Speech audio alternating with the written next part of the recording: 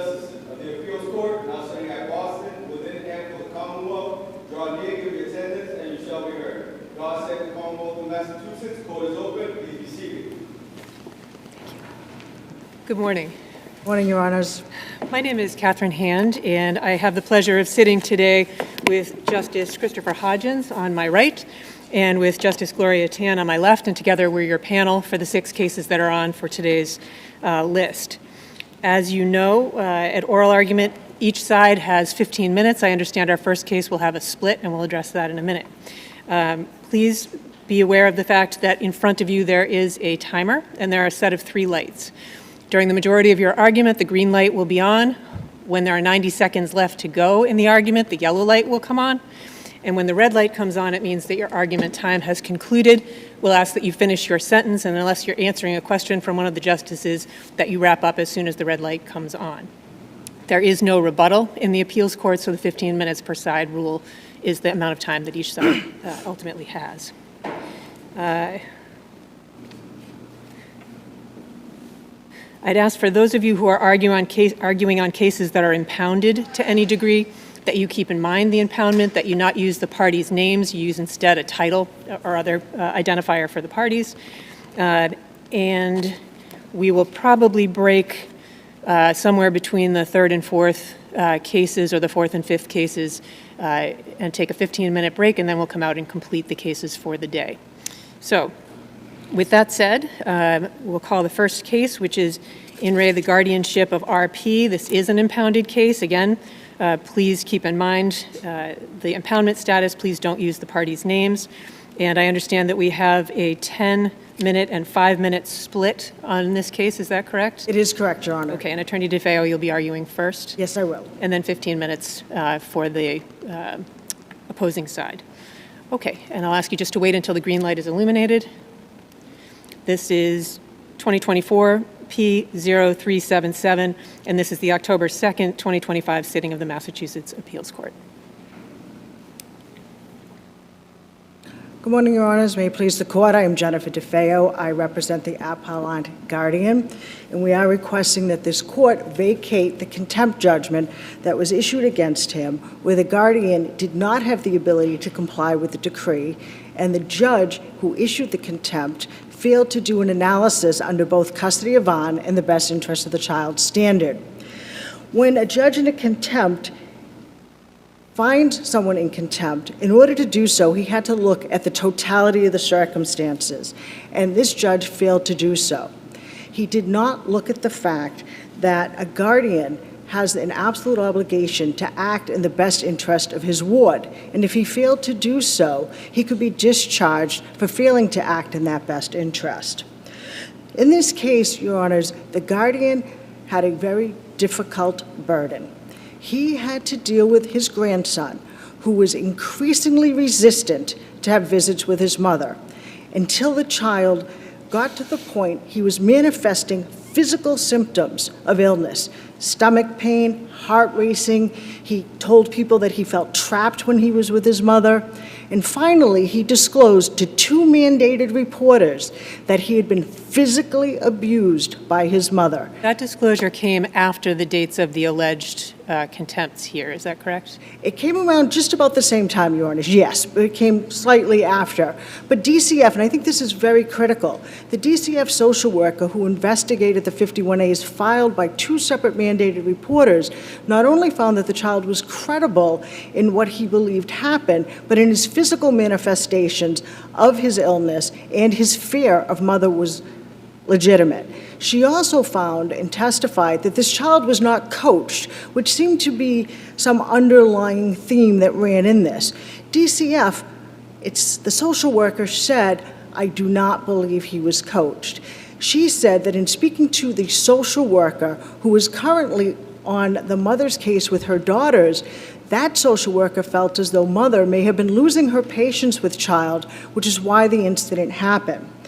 I think one of the things that I found surprising was that the guardian was criticized for not believing his grandson in the first instance of the report, that he should have reached out to this mother and said, hey, did you really grab him by the arm, throw him to the ground, and drag him across the floor? This has been a very long case, Your Honors. This began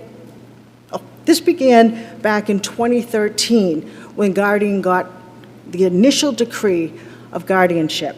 During the years that have followed, this mother has been a perpetrator and a victim of domestic violence. She has had the majority of her time reduced after short periods of unsupervised visits. Counsel, though, can I just ask Absolutely. you, so as you said, this has been a long history of litigation between the family members here, right? But the judge held a hearing, there was testimony, took evidence, right? Judge Ulwick, that is, and she made this order in which essentially doubled the visitation time, right? From 4 hours to 8 hours on the weekends. Yes, Correct, right. but that doesn't overcome, Your Honor, the fact that this child says, I am afraid of this woman. I am physically ill. My stomach hurts. My heart races. I feel trapped. And I think that the judge's decision to compare this child's ability to cope with the long absence between mother and his connection to his ability to cope with her physically and emotionally abusing him. It's a very, very different situation. And to compel, in this case, the child to be forced to undergo therapy with this woman without any best interest analysis, without any findings under custody of Vaughn, is a clear error. It is very concerning. And while the judge did have the ability to modify the decree on a contempt hearing, his decision to do so and the relief that he ordered is a very significant abuse of discretion. And his conclusion of law that the judge had the ability to comply should be reviewed by this court de novo. When you look at the totality of the circumstances, which is required, there's no way this man could have complied. This child went from saying, I don't want to go, to, I am not going. I will not get in this. The judge found that the gist of Judge Ulwick's findings were that the child agreed. A child did not want to attend the visits, but that the grandfather was supportive and inferentially encouraging the child's point of view and was not making any significant effort to encourage the child to participate in the visits. Is that fair? It is fair because the guardian, at that point, when the child disclosed that mother had physically abused him, wasn't going to force him to go. He doesn't have the ability to. But weren't the contempts, as we just. I'm sorry, Your Honor, I cannot hear you. But the contempts were alleged to have taken place before that allegation was made. But that doesn't make the allegations untrue. It doesn't make the fact the child said, I will not get in this car with her. The grandfather was looking at it as the guardian. He's looking at this child, this young boy, 12 years old, who's saying, I'm angry, I'm sick, my heart's racing, my stomach hurts. He's not eating, he's not sleeping. There's a lot of factors that went into that. So at the time of the contempts, he hadn't disclosed the physical abuse. But the fact that he disclosed it afterwards, DCF said it's not unusual for a child to disclose abuse well after it happened. So while the actual physical assault on him didn't come up before the contempt, the child's manifestations of emotional distress had come up. Can I ask this, and I'm sorry if I'm interrupting you, but if we disagree with you that Judge Ulwick failed to make best interest determination here and find that she did, what's the authority that the guardian has to disregard that and to supplement or to substitute his own perception of the child's best interests for what the judge decided? So at the time that the judge decided that he should compel this child to go, he had to make a decision. And that's where the totality of the circumstances has to come into play. And because Judge Ulwick decided to ignore so many troubling facts, this court doesn't have to give her the discretion that she was correct. And we're asking that this court doesn't do so. This judge ignored so many troublesome facts, Your Honor. This is a very long history. But let me ask you this, though, because it seems to me the inquiry here is pretty narrow on appeal. And you're not asking us to revisit the whole 13-year or so history here. In fact, you're not even asking us to review the propriety of the visitation order. There was no appeal from that. So the only question is about the contempt, which is a pretty narrow question, isn't it?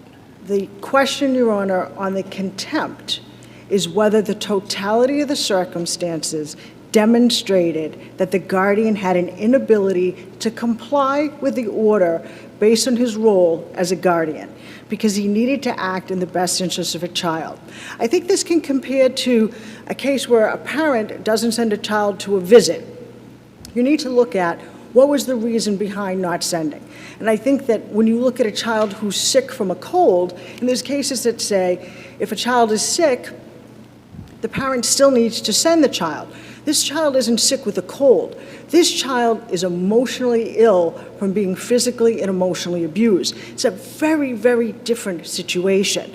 If he had just been sick, had he been just merely upset and not manifesting all these physical symptoms, we'd be in a very different situation. Guardian never conveyed, though, to the mother, right? There was an incident, I think, on February 19th, 2023, in which the mother's waiting outside, waiting for a while. They weren't answering. He never came, the guardian never came out to apprise the mother of why, the child wasn't going to be visiting that day, right? So while the judge may not have made a specific finding on that, mother did testify that she had been informed through counsel that the visit would not take place. There was quite a bit of testimony from the guardian as well, and mother did acknowledge begrudgingly that she was aware that this was going to happen, but she chose to stand her ground and go anyways, which she had the right to do. So while it wasn't in the judge's findings, it is in the trial transcript that mother acknowledged this. And these are the factors that show that the judge ignored the troublesome factors, that this judge, for whatever reason, said, I don't care. And actually, as a matter of fact, she did say that. She said, the state of mind of the child isn't at issue here. I don't know how it couldn't have been. And I do see that my time is up. Are there any further questions? Then I shall rest on my brief. Thank you. Thank you very much. Attorney Kaiser.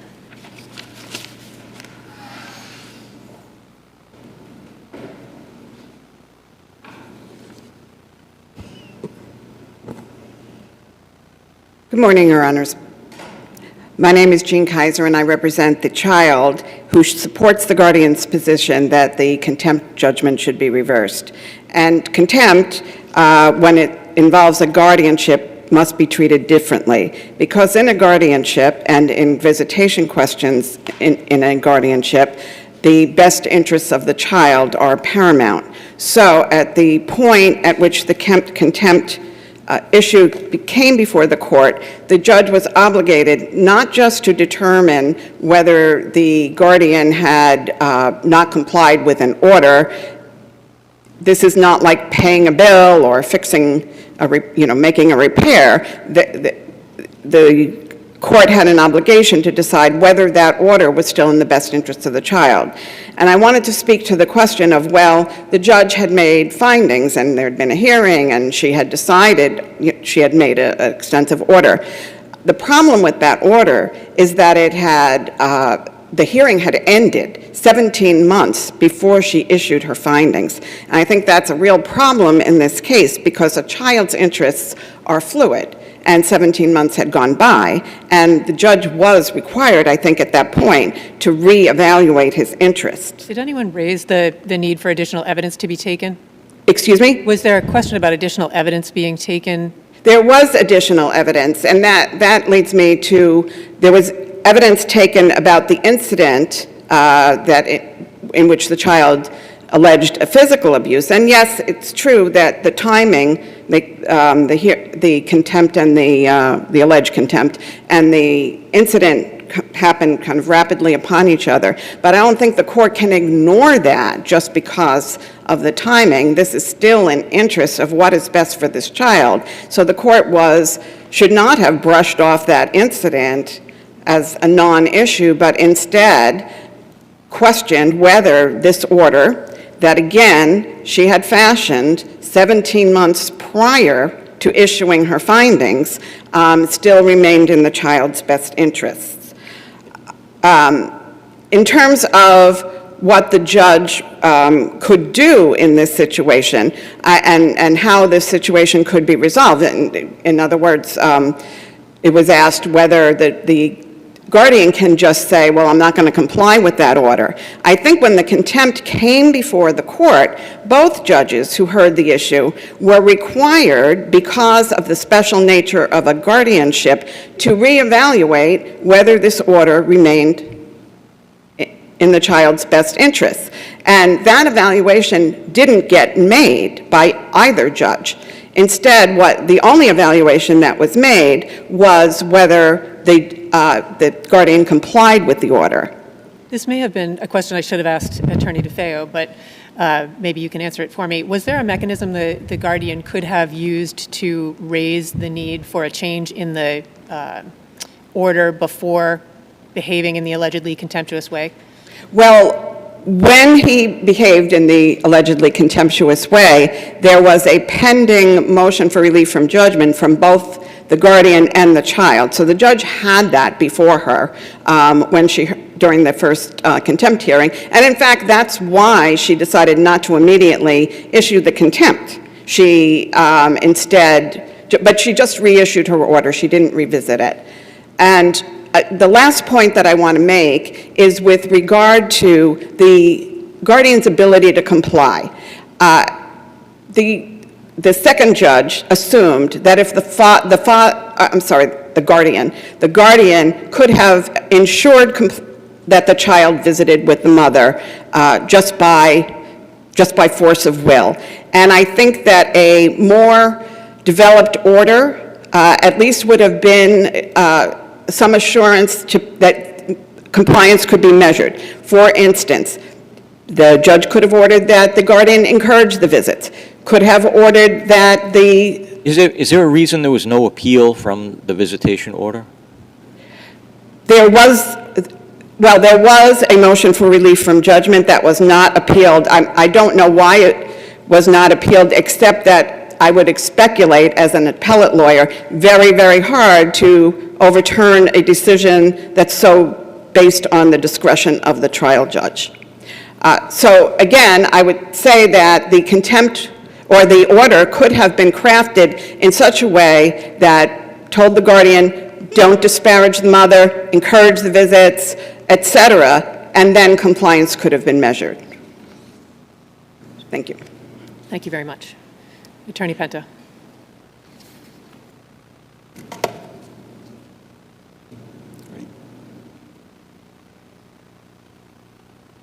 May it please the court, my name is Michael Penta. I represent the appellee mother, and she's requesting that this court affirm the probate court judgment finding the guardian in contempt of the visitation decree.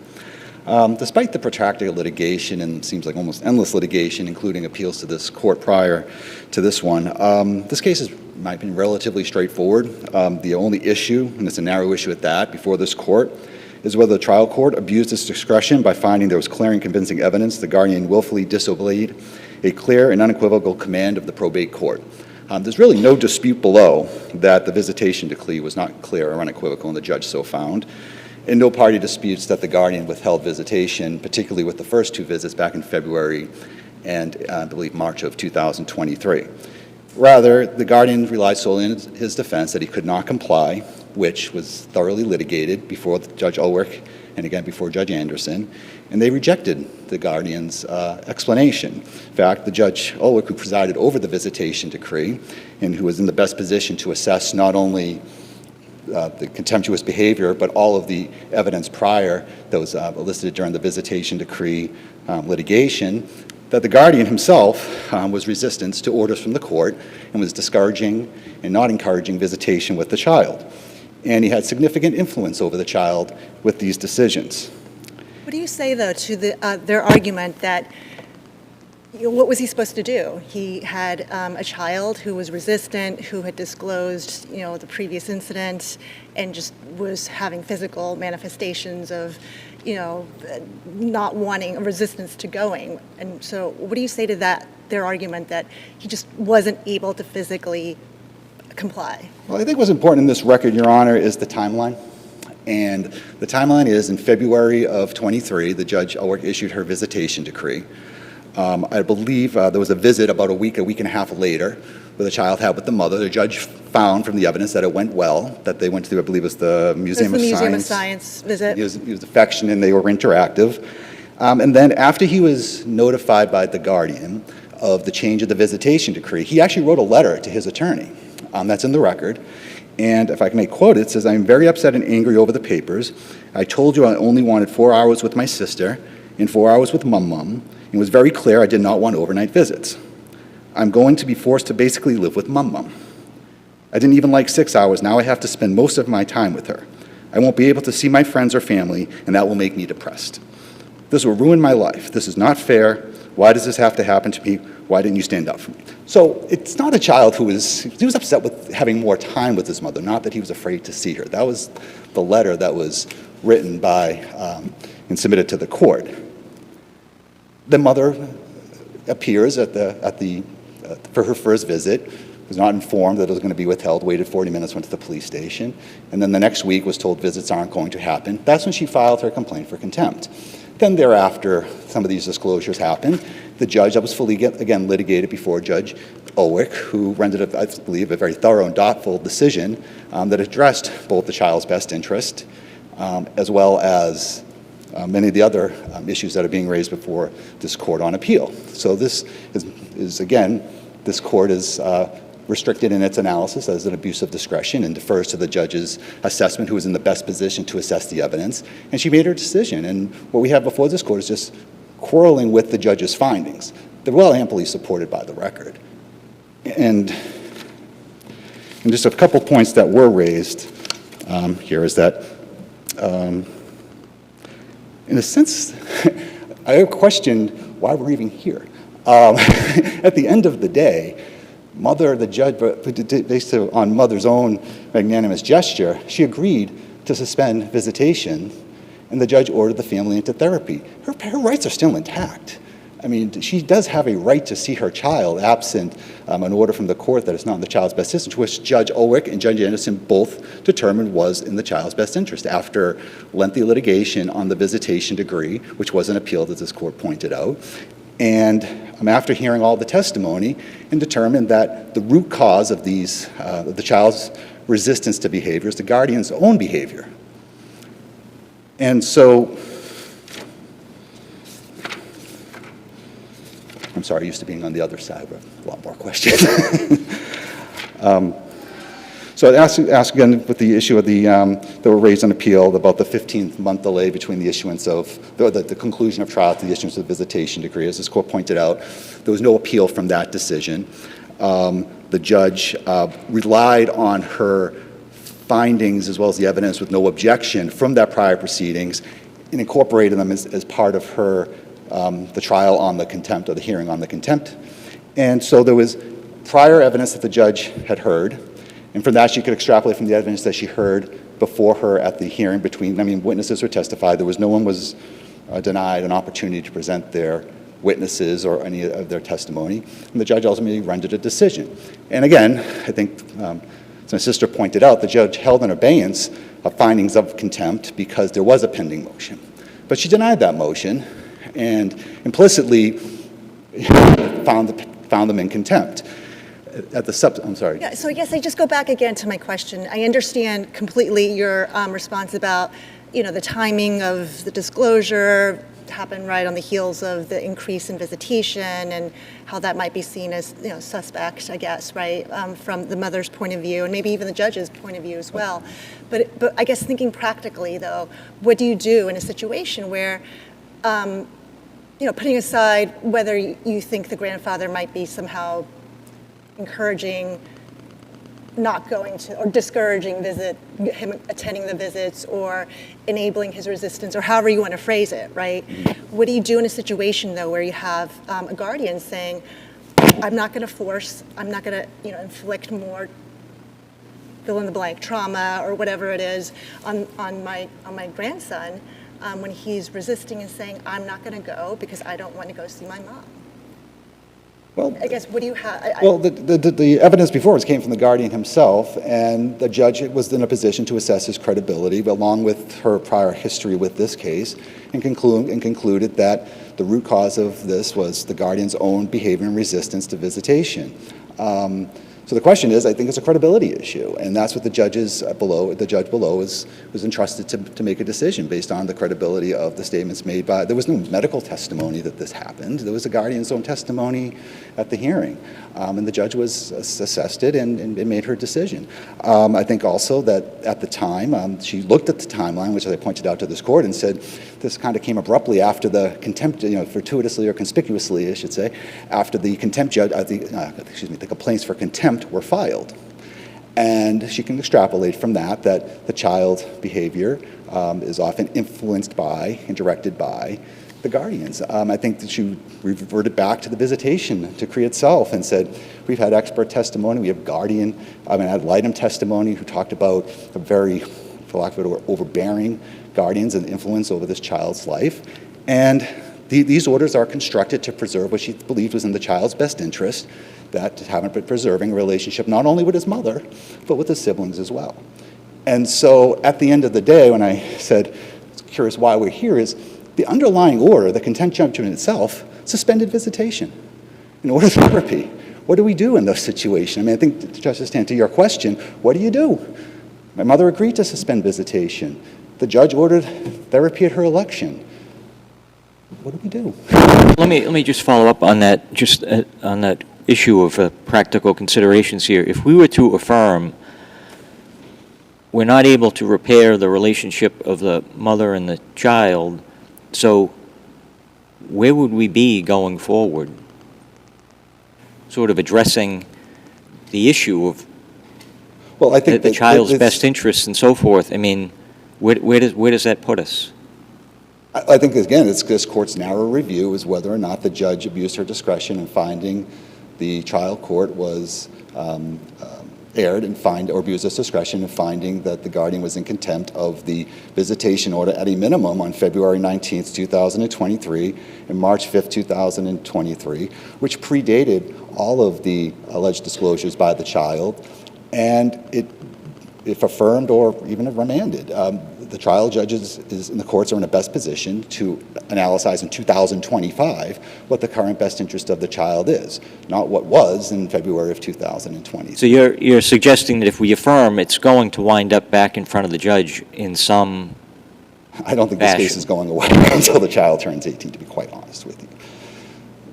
It's a sad case in that respect. And I point to this is not the first time this case has been before this court, but. And when was the last time the child had a visit with the mom? My understanding was the visit prior to the guardian withholding the visit when the visitation decree. So I believe it's been since 2023. So this is really the guardianship of Kelvin, the predecessor to this case, and it explains that there's been a lot of hostility between the guardian and towards the mother, and the child sometimes seems to be in the middle, of course, and well, I wouldn't even say in the middle, is towards one side. And the trial judge, who presided over this case, held a lengthy trial, heard from, I think it was 10 witnesses over 4 days, including 3 experts, rendered a visitation decree, finding that it's in the child's best interest for this child to have a relationship with his mother. And the child's first response when told of this was one of discouragement from the guardian, as the judge found, and supportive of the child's position. This is before any disclosures. This was, as I pointed out to the court, he just didn't want more visits. He didn't want to expand it because it interfered with his routine. He's I don't know how old he was at the time. I think he was maybe 11, 12 years old. I mean, 11, 12-year-old children probably would rather be out playing with their friends than going on trips with their mom. Just standing off from the probate court, the children, as they get older, from the juvenile court, that as children get older, they probably want to spend less time with their parents. That's not an unnatural, probably, reaction, but the response isn't to withhold visits altogether. There could have been even a middle ground here of complying with the prior order while this was getting sorted out. and I think I mentioned that in my brief, that it might have still been contemptuous behavior, but at least it would have been an extension of an olive branch saying, let's work through this, because but it isn't. The guardian had 3 options when the decision entered: appeal it, accept it, or file for a modification. He did neither of those 3. He took it upon himself to withhold the visitation based on the reaction that the judge attributed largely to the guardianship's own influence. So again, we do have the record, but the judge who presided over this case has spent an enormous amount of time. I believe the underlying visitation decree is almost 100 pages long. And understanding this court's limited role in review as to whether the judge abused her discretion, I request that this court affirm that decision.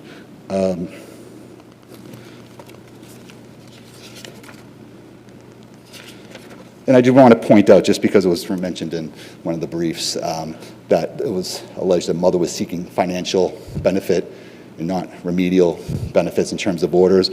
I mean, I submit to the court that that was not what was alleged in her complaint. Her complaint was seeking compliance with the original order. It was only 7 months, 8 months later, when visits were not happening, that my client had agreed to suspend visitation because she felt if that's how the child feels, then maybe we could work out an alternative solution where the judge then ordered therapy. I think the financial benefit is because it seems throughout, as Judge Ulrich and Judge Anderson said, that guardian doesn't respond very well to increases to visitation or modifications to the visitation order. And while the child may have some resistance to that, with the right support, he's always managed to respond to them well. And I think that's what the judge found, that just prior to the suspension of visitation, they had a really good visit at the Museum of Science, and that was the last interaction my client had with her son.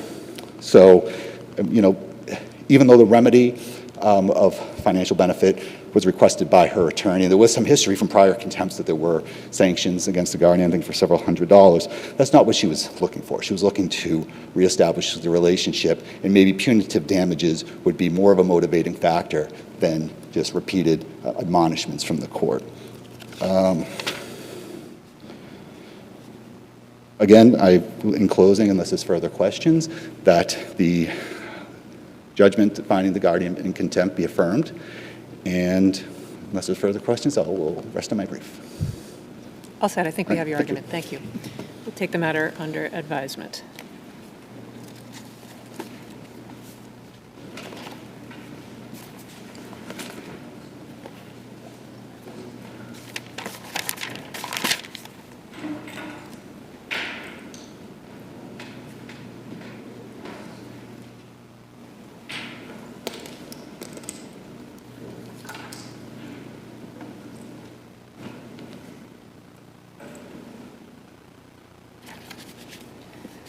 Right, our second case this morning is Commonwealth versus Carlos A. Bastos, 25P0375. And I should have mentioned at the outset, all of our case papers are on our iPads, so if you see us referring to the iPads, we are attentive to your materials, not to anything outside of the courtroom, and we appreciate your patience with that. Good morning, Your Honor. May it please the court. ADA Sean Buxton on behalf of the Commonwealth, asking that you reverse the order allowing the defendant's motion. Here the main issue is that we have a 10-year-old sentencing scheme and a 10-year-old sentencing determination, including the application of a jail credit that was disturbed in this case, and it was disturbed without a proper legal basis for doing so. Essentially, what we have is the defendant sort of attempting to move around jail credits well after his sentencing, in an attempt to effectuate an earlier release, and it is a Commonwealth's argument that there was no basis under the Massachusetts Rules of Criminal Procedure or under the jail credit statute for doing so. What's the case law, if you have it, that supports the conclusion that if there is jail credit that's in the ether, so to speak, as it was between the ruling on the Plymouth decision and the ruling on the Hampton sentence, that the credit cannot be applied to the remaining sentence, to the open sentence, so to speak, the outstanding sentence? I don't think there's a case that's exactly on point, but I think the support for that position is in the finality of the original sentence in which resentencing wasn't ordered. Was not ordered? So the Hampden, you're talking about the in Hampden. the Hampden County case, there was obviously no resentencing ordered. In the Plymouth County case, where the Right. resentencing was ordered, I do think that obviously it was reopened for consideration at that time. I think that, I don't think there's any legal basis for taking the credit and then using that to sort of reopen the sentencing in Hampden County, where it's been 10 years. It's well past. Isn't there authority, and you may have cited to it, that says a defendant can't bank credit for use at a future time? Yes. No banking of credit. Yes, So there is and- authority that says that. Say that again, Your Honor? There is authority that says that, no banking of jail credits. Yes, Your Honor, and the Commonwealth made that argument below that this was, in effect, an attempt to bank time. I understand that the circumstances are odd Unusual. here. It's very unusual. Very unusual.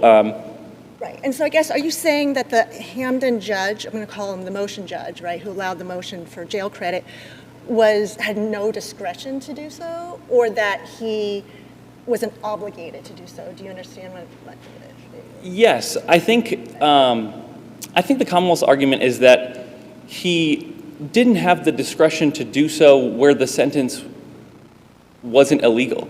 Under Rule 29, obviously the 60-day time period had This passed. isn't right. I know you spent some time in your brief sort of distinguishing, saying, was it Rule 29, was it Rule 38, was it Rule 42? But isn't jail credit, motions for jail credit, which are, generally speaking, right, are not that uncommon. In fact, often it's they're not actually acted on at the time of the sentence. Usually, right, when there are more than one sentences that the defendant is looking to resolve and wrap up, often they come in after the fact, right, and they say, often self-represented, saying, I'm asking for my jail credit now. Isn't it its own sort of animal, so to speak? And then does it necessarily sort of, a judge's discretion or ability to award jail credit is not dependent on the sentence itself being somehow illegal?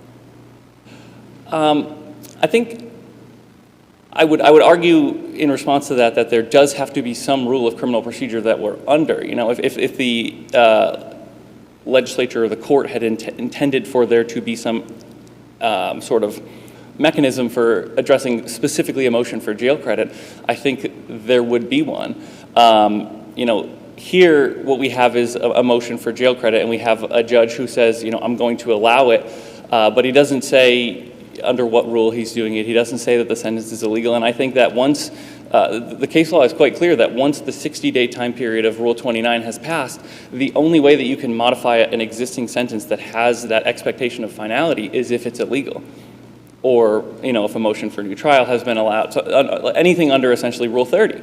I don't think, or obviously there are issues where potentially a correction of the minimus is appropriate, but as I addressed in my brief, this is not one of those where there's a clerical error. We have a judicial determination by the original sentencing judge that the credit would not apply, even though it could have. Right, but didn't that judge, the original sentencing judge, she said, it was brought to her attention at the time, he's getting credit out of Plymouth. And so she says, okay, well, I'm not going to award credit in this case then, with the understanding he's getting it there, right? Yes. She exercised her discretion at that point not to give it to him then. Yes. Right?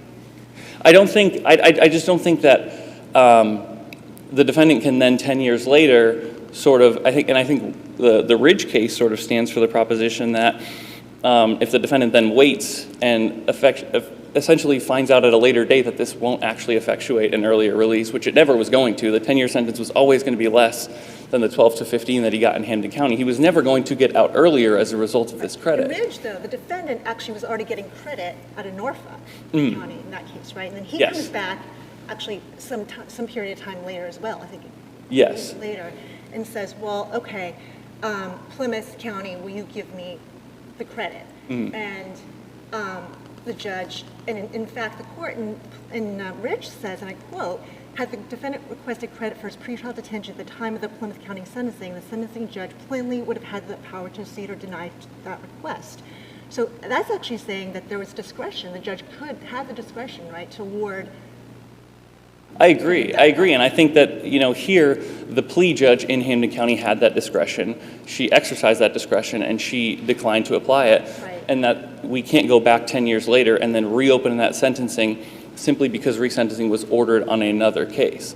If the Plymouth County, or if the appeals court in the Plymouth County case had said, we're going to reopen sentencing on the whole thing, I don't know if they could do that, but if they had, then maybe if the Hampden County case was open for resentencing, then we would potentially have a different case. But there's nothing here that allows us to go back and revisit that Hampden County sentence. See, you anticipated my next question, because if instead of the judge applying credits, instead if the defendant had asked for or filed a motion to withdraw the plea, basically, saying that,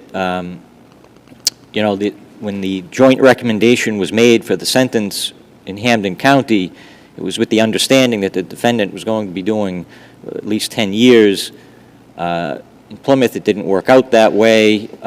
So basically, everyone was under a real misunderstanding of what the defendant was facing, the defendant, the prosecutor, and the judge.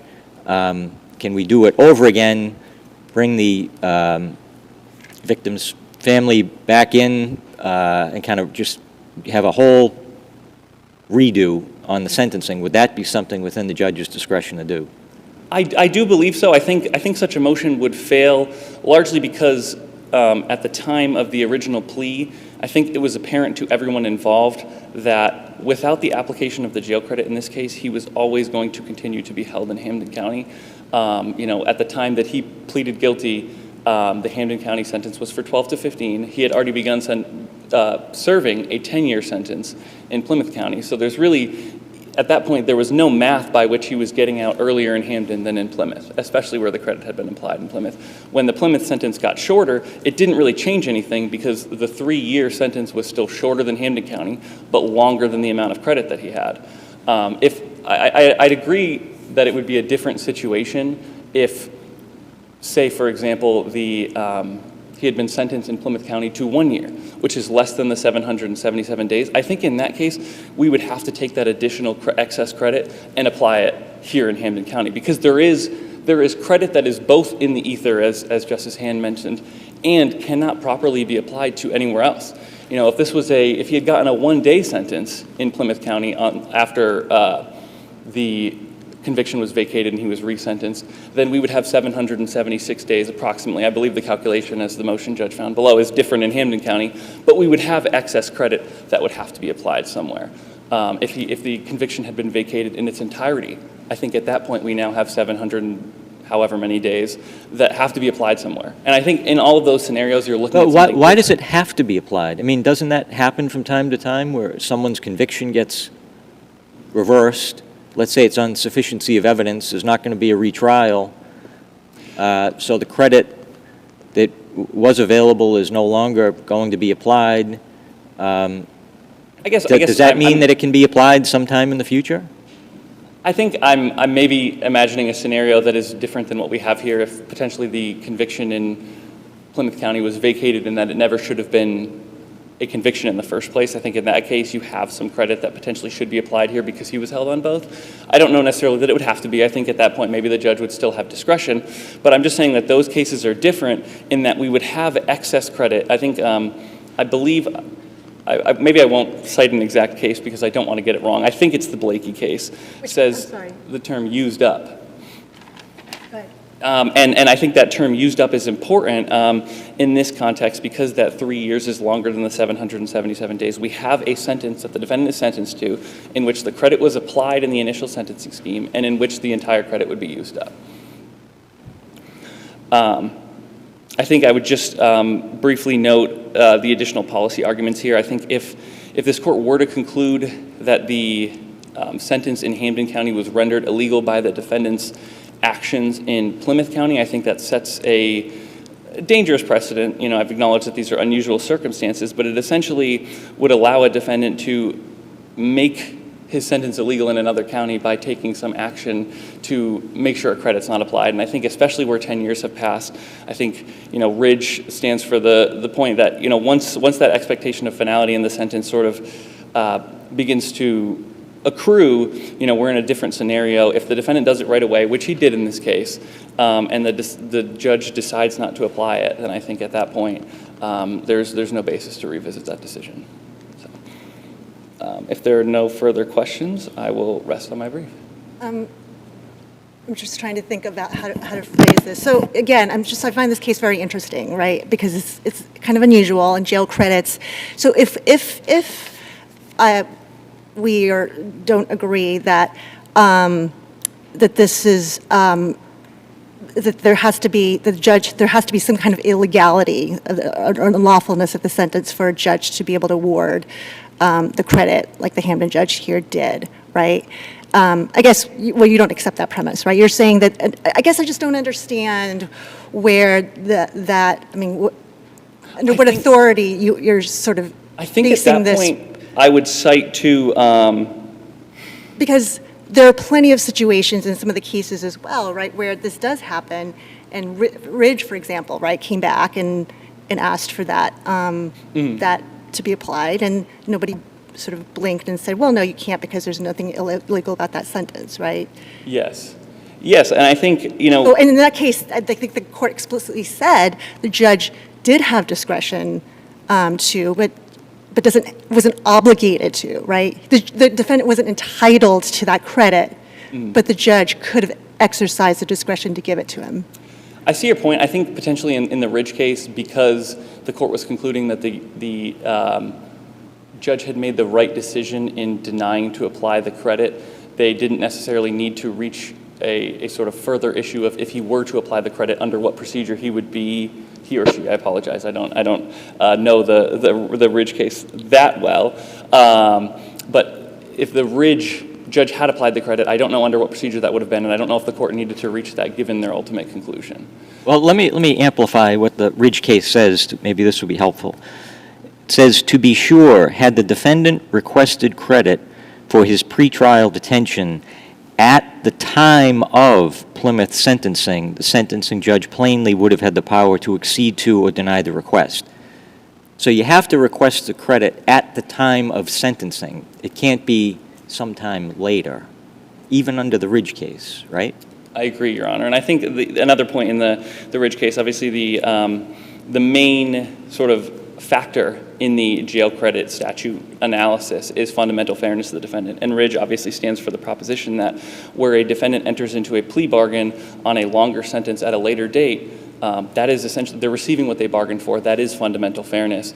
And that's sort of all that's required. Yeah, can you talk to me about Commonwealth versus Murphy? Yes. And how would you distinguish them? So, obviously, as I think you're alluding to, the Plymouth County judge stated that their decision was based on the Commonwealth v. Murphy case. And in that case, they do say that the jail credit has to be applied to the higher sentence. And I think that as a general proposition, that is true where sentencing is occurring on multiple charges or even on multiple cases at the same time. But I don't think where the defendant is convicted on September 3rd in one county and then pleads guilty a month and 27 odd days later in a different county, I don't think Murphy stands for the proposition that the jail credit then has to be applied to the higher sentence in that context. I think that my brief contains a wealth of cases in which that concurrent sentence issue, Barton, Harvey, and Blakey, is brought up, and they're saying, although there is a longer sentence that is concurrent, the credit does not have to be applied to the longest sentence there to maintain that concurrent status. If there are no further questions, I'll rest on my brief. Thank you. Thank you. And Attorney Fogarty. Thank you, Your Honor. May it please the court, my name is Edward Fogarty of Springfield. I represent the defendant in this case, Mr. Bastos. And I point out that when Mr. Bastos was originally sentenced a decade ago, he faced a 10-year mandatory sentence in Plymouth. And in Hampden County, he faced an agreed-upon plea of 12 to 15, I believe it was. So that his decision at that time as to where to place the credit was dependent upon a Plymouth County case in which he was going to serve 10 years. Whereas in Hampden County, there was some flexibility, potentially. It was a 12 to 15. He could earn good time credit, and it could be brought down and so forth. So where best to place the credit under that scenario? And I suggest the best place to have placed the credit under that scenario would have been Plymouth, because in Plymouth County, he faced 10 years. He drew that down by, let's just say 3 years, down to 7. Now he's doing a 12 to 10. The Commonwealth represents, well, that's greater, and he chose to place it on the lesser. But in fact, from his point of view, the 12 to 10 could have been brought down, potentially, with good time credits and so forth. And at the end of a decade, that 12 to 15, I guess it was, potentially could have had him released below the 10-year level, and he would have achieved getting a less of a sentence. Am I mistaken in my recollection that actually the defendant asked for credit in both cases originally? No, he only received the credit in the Plymouth No, County. not where he received it, but did he request the credit in both cases and the second case as well? Well, he did. Right. Yes. And at that time, so that's the situation he faced a decade ago. Then all that changed. When in Plymouth, the case was reversed, it was changed, and the sentencing now became 3 years or whatever it is. He now he stands in the shoes of where he was a decade ago, and he says, no, now it's all shifted. I am going to ask that the credit that I'm entitled to be placed on the higher sentence, which now is the Hampden County case, as opposed to Plymouth, which is now far lesser. Were it a decade ago, and he faced that same scenario, that's exactly what he would have asked. Well, yeah, but we're not really going back to that exact same situation because, I mean, the prosecutor wasn't just a potted plant in the courtroom. The prosecutor was making a pretty significant charge concession based on an agreed recommendation. True. So everyone was operating under the assumption as to what the sentence would ultimately be. Right. So if we really were to try to go back to where things were 10 years ago, shouldn't the entire sentence be revisited and not just... Well, no. Why not? Well, because the sentence agreed upon was 12 to 15, and he was going to receive a sentence of 10 years with credit of 3 years back on the Plymouth County case. That really is not going to shift at the time when the sentencing takes place now under the new scenario. But no, but there's a significant change because you're talking about now you're knocking more than 2 years off the sentence that the prosecutor had represented he or she was in agreement with, and no doubt talked to the victim's family about to say, well, this is what the agreement is, and this is, how much time we expect the defendant to do, and, oh, okay, whatever, we're in agreement or we're not in agreement. But that's a, I mean, we're not talking about, 30 days or something like that. We're talking about a lot of time. And doesn't it seem to be a classic case of this is reaching into the bank of jail credits and making a withdrawal and saying, hey, I want this applied to another case? Well, no, I think it stands under the principles of Murphy where it should be applied to the higher sentence. So you're not banking time. You've been held for a period of time, and you're saying I want it applied to the higher sentence. So I don't think under that scenario it would be banking. But it's a different case, though. It's not a related case, right? Well, he's held on both cases. Right? He's held in Plymouth County and... Well, he was sentenced on one. He was sentenced on Plymouth first. True. And about 3 weeks later, he's sentenced on the Hampden case. Right. So they're not even simultaneous sentences. True enough. I agree. I have to agree with that. But under this scenario, it melds together because of the change in circumstances due to the illegal sentence, if you will, that occurred in Plymouth, and the case was then reversed and sent back. All right, well, let me ask you a hypothetical. What if a defendant is convicted and has accumulated some sentence credit, let's say 2 years of sentence credit, and the conviction is reversed, There's not going to be a retrial. 2 years later, he's convicted of something else, and he's given a 2-year sentence.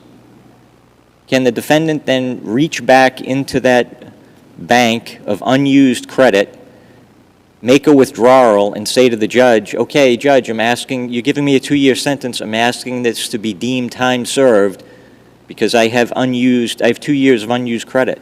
Well, Would that be lawful to do that? Yeah, if I understand your question, you're suggesting that he received the credit today, and then 2 years from now, he's got another charge. The case that he received the credit on today is wiped out for whatever reason. Now can he apply the credit that he achieved here and use it against someone? But Exactly. he's not held on the case 2 years from now. He's not being held the time that he accrued on this case today. He wasn't held on that toward the case 2 years from now, so the credit wouldn't apply. It shouldn't apply. Right. And why would that be? Why shouldn't it apply? Because he was held on another charge to which the credit would not apply to the second charge. But here, he's held on both cases at the same time, and he's entitled to credit for the time that he's held on those mutual cases to apply somewhere, similar to Murphy. Okay. And I would also note, there was a question by, I believe it may have been Justice Tan, with regard to the comments by the sentencing judge in Hampden County at the time, and that she denied the application for credit. And that's true, but she did so, and she said he'll get the credit to which he's entitled. I would point that out. And so our argument here is that he is entitled to the time. If there are no other questions? No, thank you very much. Thank you. The case is submitted.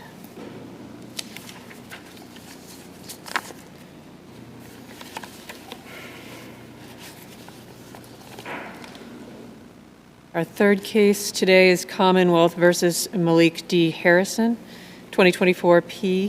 1140.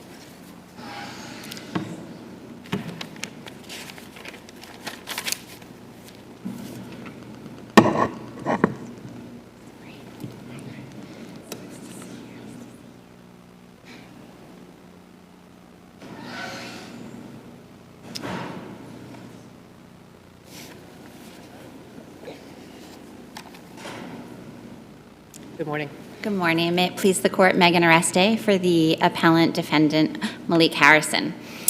On appeal, we have several arguments in this case. The first that I wanted to cover was insufficiency of evidence. I think even under the favorable Lattimore standard, the Commonwealth failed to provide sufficient evidence on two elements of the crime charged. And that first is that Mr. Harrison was the assailant. So I think identity is a big issue that we'll talk about throughout this case. And also that the door that was broken was done with malicious intent and not just to gain access to an apartment to commit another crime. Do you agree that for the purposes of the sufficiency argument, we consider all evidence, whether correctly or incorrectly admitted? I'm sorry, I missed the last part of that. Whether it's correctly or incorrectly admitted, in the end, we consider all evidence in assessing sufficiency. Is that correct? Yes. Okay. I would argue on identity, the Commonwealth is urging us to sort of piece together, that the jury could piece together somehow, but I think in doing that, they had to make impermissible guesses. No witness identified Mr. Harrison as an assailant, nor did any witness at trial identify Mr. Harrison from the grainy photos that were allowed in. There was no motive presented, there was no nexus, there was no GPS putting him in the location. So the scant evidence that we did have on identity was that Mr. Harrison was a black man, and the grainy photograph What about showed the two evidence black men. what about the evidence of Eddie Jeter? Yes. His testimony that he loaned his key fob or whatever it is, the pass to get in. Yep. Yes. To the defendant. Isn't that enough to make the link right there? That's the second piece. And I would argue no, because you would have to argue, in this case, the jury would have to surmise or guess that Mr. Jeter, who had given away several key fobs, had that the one he gave to Mr. Harrison was the one used on that evening. So the key fob used that evening that the data was pulled on was not attributed. That particular key fob was not attributed to the one that he gave Mr. Harrison. And he admitted, testified on the stand that he had given away several key fobs. Yeah, but he couldn't remember the names of the other people he gave it to, so couldn't the jury just say, okay, well, we're not going to believe that part of the testimony, but we will believe the other part, that you loaned it to the defendant? I think that the manager who testified confirmed that Mr. Jeter had several key fobs. So I don't think just disregarding Mr. Jeter's testimony of having given out several key fobs was something you could just dismiss when you have the manager saying that there were several. Oh, but the jury could dismiss it. The jury could say, we don't believe that part of it. We don't believe that you loaned it to other people also whose names you can't remember somehow, but you do remember that, yeah, I loaned it to the defendant. Again, that particular key fob that the data was pulled on was not attributed to Mr. Harrison. And so I think that had that nexus been connected somehow for the jury, that they then could have said, okay, well, we can disregard those other fobs, but that wasn't done here. And also, when you look at the case law, when you look at Davis and Jones, there's more than you have here. Where Davis, you have a GPS device that's connected to a person. In Jones, you have testimony from someone who knew the defendant, that he was in the location. We have none of that here. So even if somehow you were to get to this key fob was the one that Mr. Jeter gave Mr. Harrison, and I contend that we don't have enough to get there, but even if you get there, who's to say that Mr. Harrison was the one in possession of that on that evening? And given that they showed no other nexus, no motive, no connection to these alleged victims, I just think the jury had to make too much conjecture to get to the conclusion that it was Mr. Harrison. Was that fob connected to the earlier use by the person depicted wearing the black sweatshirt and whose face was visible? That particular key fob was connected to the photos of the photos that were given at trial were from 3 different dates, and they depict the person using the same key fob with the same code, yes. And that's the one that in which the argument is there's a face visible in that photo that corresponds to the key fob? I think the Commonwealth is trying to make that argument, but I think the record is very clear that both the judge had questions about that, and the Commonwealth, in arguing their own pretrial motion to allow Mr. Hodgens to testify, said, we don't know that the jury is going to be able with their own eyes. This is what the Commonwealth states in arguing that motion, to identify the person in these photos. They're going to need help from this witness. To decide. The jury had those photos and could make whatever comparison it could make. Yes, but I would argue in this case, the only characteristics connecting Mr. Harrison to those photos is that he's a black man. The photos are grainy. They're of a black man wearing a hoodie. And I think it's important to note on appeal when evaluating the sufficiency that the theory at trial was that Mr. Harrison was the smaller of the 2 men in the photo. The larger man was wearing an identifiable sweatshirt. However, the smaller person who the Commonwealth tried to say was, argue was Mr. Harrison, was wearing a nondescript black hoodie.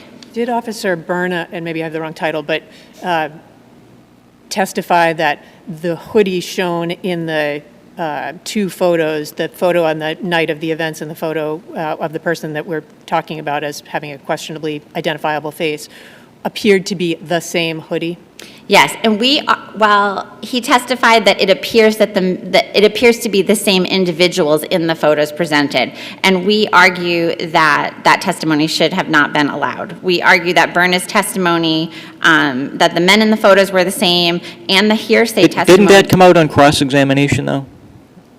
Yes, but I think on cross-examination, the damage was already done, and they were just trying to counter the evidence that came out. And we also argue on Berna's testimony that he gives hearsay evidence of a third party who viewed the photos and allegedly identified the defendant in them. The Commonwealth says, well, he didn't say Mr. Harrison. Correct. But I think as a jury, if you're getting testimony of an identification procedure that took somebody 10 to 15 seconds to identify, you're going to assume it was of the defendant who was then brought to trial. That wasn't in evidence, though, right? I mean, but they never identified it as your client.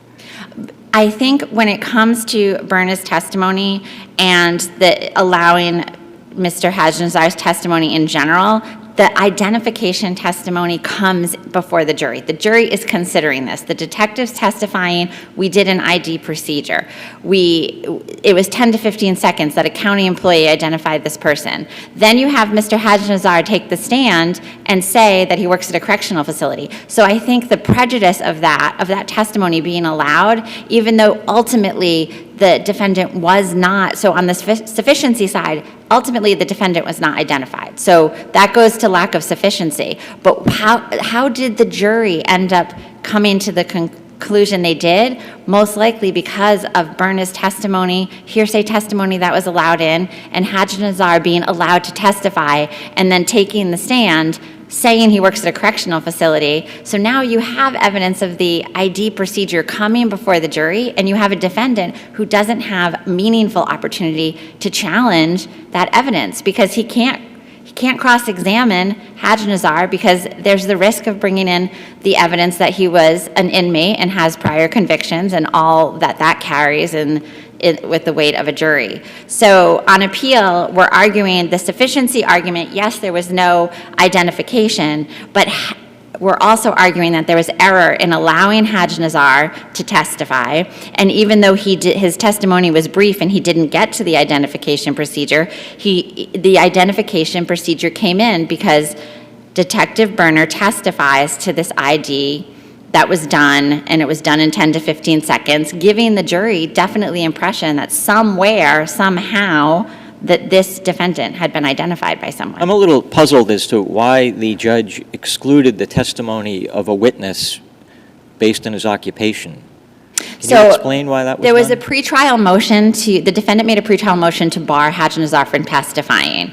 And the basis was that there wasn't, and he didn't know, he wasn't so familiar with the defendant, and also that the identity... that would be a good basis, but the other basis, though, that because he was connected with law enforcement in some way, that's a reason to exclude someone's testimony? I think for the purpose of identification, the concern, and it's actually kind of how it played out, the defense counsel's concern was that having him state that he knew him from inside of a correctional facility would bring the cloud of prior convictions into the jury's mind and prejudice the defendant, bad acts. Well, that's different. But as I read it, it looked like the judge just didn't like the fact that, well, he's connected with law enforcement, so therefore we can't let the jury hear that. That seemed rather absurd to me. Well, I think defense counsel did a good job arguing that it would be prejudicial if it came out on the stand that he knew him from his time as being an inmate. And the judge, in his discretion, said, okay, he can testify, but he can't testify that he's known him from that environment. And so when he takes the stand and the prosecution elicits the question of where do you work, and he says, I work at a correctional facility, the defendant objects and he's taken off the stand. Okay, maybe I misread it, okay. So I think that, had he not been allowed to testify, he saw photos that weren't allowed in as evidence. It was not a proper ID procedure that was done. It was a Detective Berner saying, I showed him some pictures. One of those pictures wasn't allowed in at trial because it had no connection to the event or the fob or anything. So we would argue that on appeal that it was error to allow him in. And even though he didn't fully testify to that procedure, that identification procedure came in through Detective Berner's testimony and was prejudicial because there was such scant evidence in this case. I would say without that identification hearsay testimony, the jury, would not have a basis to find guilt beyond a reasonable doubt. I would also just briefly argue in my last couple minutes, if I may, that there was also an issue with a Brady discovery violation that caused Mr. Harrison to forfeit a substantial defense. The prosecutor selected photos from videos taken from surveillance, and that was what was put forward at trial. The defense made a timely objection to those coming in because they did not get a chance to see the videos from which those prosecutors selected photos were taken. And they requested it, and given that those surveillance photos were really were really the basis, main evidence, because the witnesses didn't identify Mr. Harrison. They said, we didn't see his face, it was covered, one man was large, one man was small. So How long before trial did the defense have this discovery material? According to the testimony, she had requested it. She had been told there were several dates. I was only able to play the one from the actual offense, which was allegedly the 29th or 30th. I wasn't able to view any of the other ones. And I think that it would, it's hard when evidence, when you don't have evidence to say that it was, but I think there's a reasonable possibility that had the defendant been able to review those videos in an apartment complex with almost 300 apartments, there would have been another black man of a similar stature. But it was well in advance of trial that Yes. defense counsel knew this was missing. Requested it and did a motion before trial to bar them based on not being able to view them.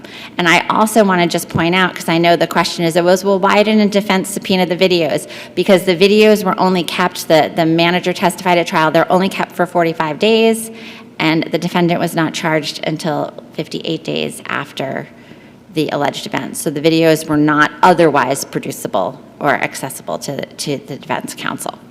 I think I made it through our four main issues, but overall, we feel the sufficiency argument is the strongest. Just really quickly, actually, on sufficiency, we also argue that malicious intent was not established. They first knocked. They tried to enter without causing any damage to the door. They didn't carelessly damage property. They didn't hurt the occupants. They allowed the female to stand. They asked for the phones. They didn't grab them.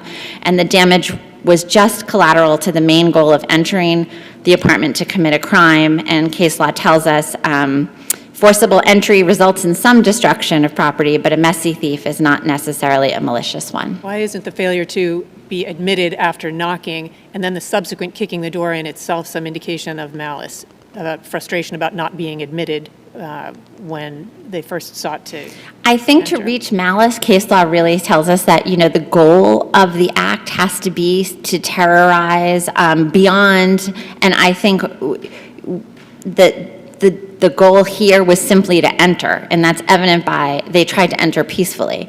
And it's also evident by once they did enter, they did not act in a way that was, necessarily malicious that you see in other cases where Didn't they bend the door handle? I mean, the picture I saw, it looked like it was bent. I mean, it had to have been struck with quite a bit of force to do that. Yeah, there was testimony that possibly it was kicked in, but there was no definitive testimony. I think Detective Berner testified that they never concluded how the door was opened. But I think it's clear from the testimony of the two witnesses who were allegedly there that the entry was to come in and take some property from the apartment. Okay. Thank you very much. Thank you.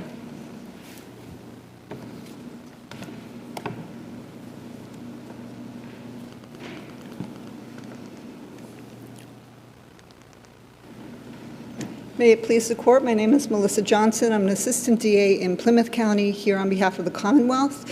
First, I'd like to start with the sufficiency of the evidence. And I've listened to my sister argue, and it seems that she's saying at first there's not enough evidence because there's no ID, but then later says, well, there was an ID, so I'm prejudiced by that. So I don't believe the defendant can have it both ways. Starting with the sufficiency, Your Honor, this case, it cannot be the case, let me start with that we need a direct contemporaneous identification by a witness in order to convict a defendant. If that were the case, then every criminal in the Commonwealth would mask up before they went out and did their business. The case law allows the Commonwealth to stitch together a case through circumstantial evidence of identity. And that's exactly what happened here. This was good old-fashioned police work. We had victims that were assaulted by two masked intruders. They gave a specific description of the clothing and the build of these two intruders and the time and the day that they intruded into this apartment. The investigator then reviewed the surveillance and noted that there were two intruders that fit the description of the build and of the clothing.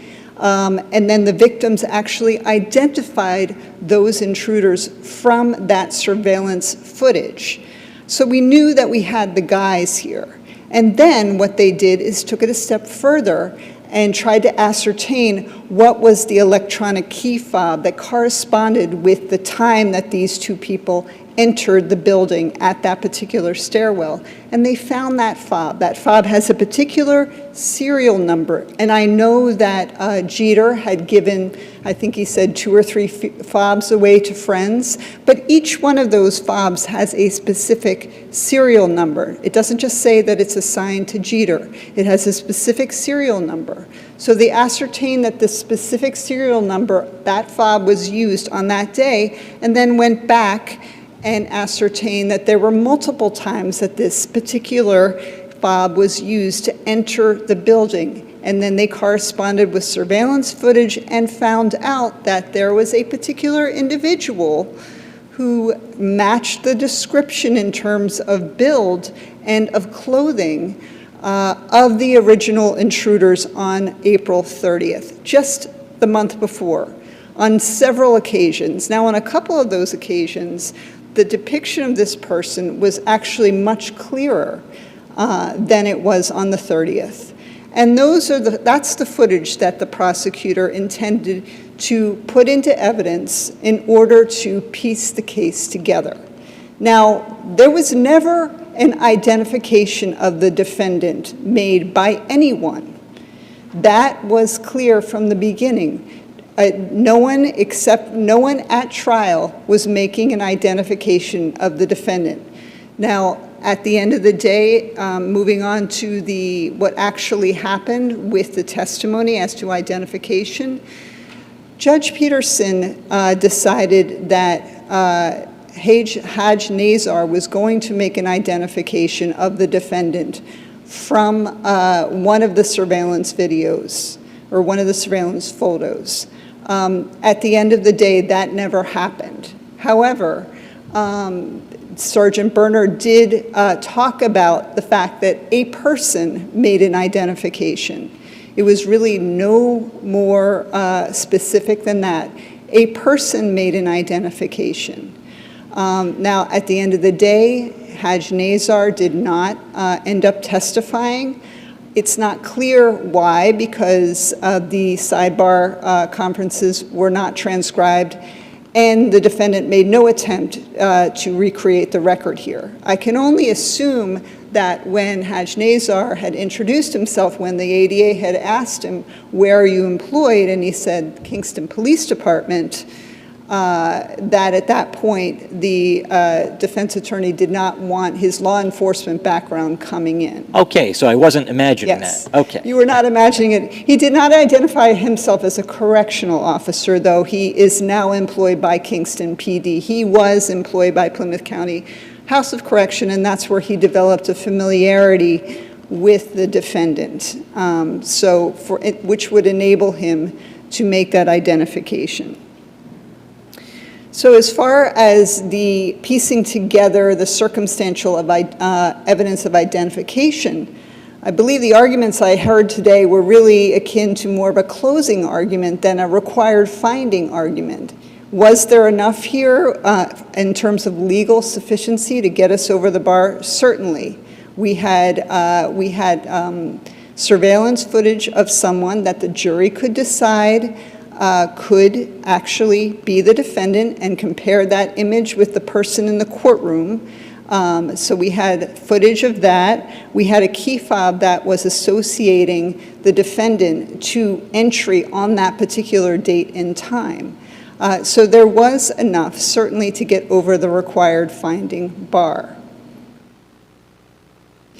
In terms of the malicious intent, as far as the doorway, this case is exactly like Wynn, which I've cited in my brief. This wasn't just knocking on the door and politely going in, because what happened here is that these intruders terrorized the occupants. That was their intent. Just like in Wynn, there was a knock, probably to figure out if there were actually occupants inside. But once they realized there was someone inside, They bashed in the door, bashed through the lock, and got in there. And the reason was that they had to terrorize 3 people into submission. They were outnumbered, 3-2, terrorize them into submission in order to effectuate the robbery. So this is just like Wynn. The cases that my sister cited in support of her argument, we're talking about an ATM that was damaged, an unmanned ATM.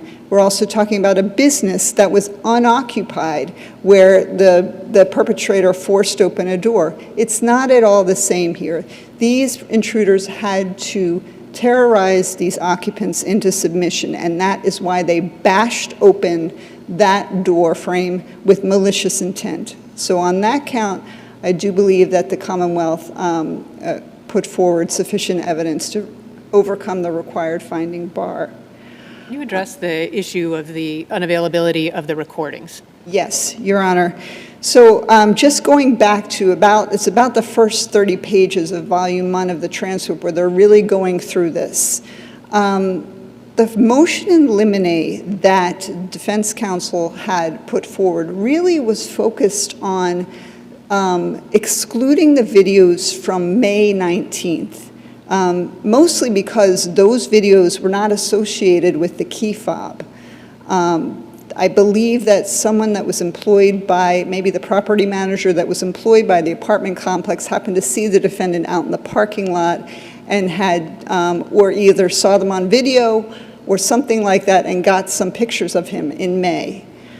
Judge Peterson agreed with the defendant that those pictures should be excluded, along with some other surveillance footage that was too grainy to be of any use to the jury. So that was really the thrust of the argument. In the course of that argument, defense counsel did mention that she wasn't able to play other surveillance videos, not the one of, she was able to see the one for the actual day of the intrusion, which was April 30th, but she wasn't able to play, nor was the Commonwealth, the ones from the other days from which the surveillance photos had been taken from. So defense counsel had all the photos. They had the surveillance footage, actual video of the actual day, but for some reason, unbeknownst to anyone, they were not able to play their surveillance videos from the other days, but they did have the photos from those days. Were those stills taken by directed by Berna? Yes, the stills were all taken by Sergeant Berna from Kingston Police Department. So essentially the way I understand it from the transcript is that the videos, he reviewed the videos with the property manager. The property manager gave him copies of those videos, and then he took the pictures from those, the still shots, if you will, from those videos to be admitted in evidence. For some reason, April 30th was able to be viewed by everyone, but not the videos from the other days. And it's not clear to me, and I don't think, unfortunately, because this was not the thrust of the defense counsel's argument below, it's not clear to me how they would have been helpful. Were they selected, were the videos chosen based on their correspondence with times at which the key fob was being used, the specific key fob? Exactly, Your Honor, and that's how the detective chose it. He looked at the key fob that was being used, the time and date, then looked at the surveillance video, took a picture, a still shot from that exact date and time, and that's what was used in evidence. So it's not clear to me, because the record wasn't properly preserved, as to why or how helpful these videos of the other days would have helped the defendant. In any event, we have Judge Peterson, who fashioned a remedy which, in any estimation, was fair to the defendant, because, number one, he excluded all of those footage that was not associated with the key fob, those ones from May. He excluded any photo that was too grainy for the jury to make any use of. And then he allowed the defense attorney to cross-examine Sergeant Berna on where are the videotapes from the other incidences, and also argue that in closing, which was very powerful. At the end of the day, we only got a conviction on one of our counts. So obviously, the defense counsel was able to capitalize on that in a very effective way, if I had to say. So for that reason, I don't think that this argument, number one, not preserved properly, but number two, it's just not clear to me how those videos would have helped. And their absence was certainly inured to the benefit of the defendant in the end.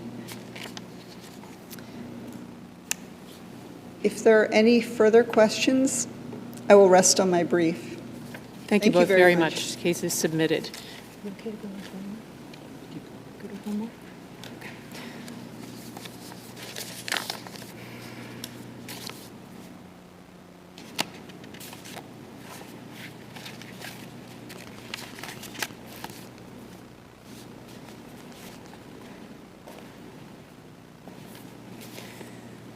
All right, our fourth case today, and then we'll break after the fourth case and before the fifth, is Commonwealth versus Michael Ford, 2024 P1414.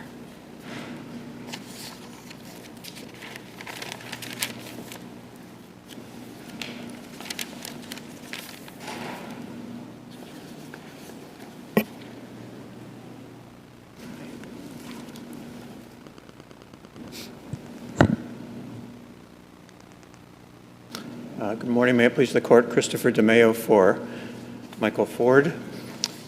So this is a sort of one-issue appeal. It's a discrete issue. It concerns the conviction on the second indictment and whether there was sufficient evidence for it. The indictment in question is at page 33 of the appendix. It states, the jurors for the said Commonwealth on their oath present that Michael Ford, on diverse dates and times from and about October 13, 2013 to about December 21st, 2016, at North Attleboro in the county of Bristol, aforesaid, did commit an indecent assault on a person with an intellectual disability, knowing such person to be intellectually disabled, to wit, hand on penis. Now, the basis for that charge was Mr. Ford's admission during a police interview. The question here is whether his admission was corroborated, because it's clear some corroboration is necessary. Just an admission or a confession is not enough to convict. So we have a two-part argument. The first part is that DL, in her testimony, while she testified about similar conduct, did not actually corroborate that particular charge. And the second part of our argument is that her testimony about other bad acts also did not suffice to corroborate that charge. So on the first point, she certainly talked about Mr. Ford, about putting her hand on his penis prior to moving to North Attleboro. And the record's very clear that the only place they lived before that, before moving to his trailer, North Attleboro, was in Plainville at the mother's house. So we submit. Yeah, but the location's not an element of the crime, though. Well, we submit it's a different crime because it's a different county. So it may be that if you charge something happened in Cambridge and it happened in Somerville in Middlesex County, that doesn't matter, or that you can amend the indictment to conform to the evidence. But this is not a crime that the Bristol County DA could have brought in the first place. And Why did it have to be one or the other? Why, if it wasn't in North Attleboro, was it necessarily in Plainville? Well, the record only shows that she lived in Plainville with the mother until the mother died, and she moved to North Attleboro. Wasn't the evidence that at least according to the victim, that the touching took place in a car? Well, some of the touching took. I don't recall that, actually. Okay. Well, regardless, it could have happened in a variety of locations, not only in one home or the other home, correct? Yeah, it could have happened in a car. It's true. But the testimony here about the conduct that was dealt with the residents is either the mother or the trailer in North Attleboro. And it seems to us this is significant. This is a different crime. If it wasn't a crime that could have been prosecuted in the first place in Bristol County, you can't get a conviction and defend the judgment on appeal because it just so happened that it came in sort of the back door by this method. I think it's clear from the authorities I cited in the reply brief, this could not have been brought in the first instance in Bristol County if it was a Norfolk County incident. And the second part is pretty straightforward. We read the White case to say that if there is corroboration for a admission or a confession, it has to relate to that particular admission or confession. And I know the government argues that, well, that case is dealing with a particular statute, but the case has broad language, which it talks about a common thread running through all corroboration requirements. Common thread is that involving other corroboration requirements is the evidence must relate to the specific criminal act at issue. So while there's certainly evidence from DL about other sexual conduct with Mr. Ford, that's just other bad acts. It wouldn't normally come in. It would normally only have value as propensity evidence, and it wouldn't come in unless it was one of the exceptions to the prior bad acts. So it doesn't come in this case just because it's corroboration. And that's what they said in White. And in the White case, I'll note that when the SJC gives sort of a synopsis of all the case law dealing with corroboration, they cite the Costello case, which deals specifically not with any particular statute on sexual abuse, but just with corroboration in general, corroboration of an admission or confession. So doesn't the case law say the corroboration can be minimal? And that, how do you respond to both the judge's reasoning in her decision at the time and also the Commonwealth's argument in their brief that there was sufficient evidence based on the testimony of DL that the sexual intercourse that it had occurred?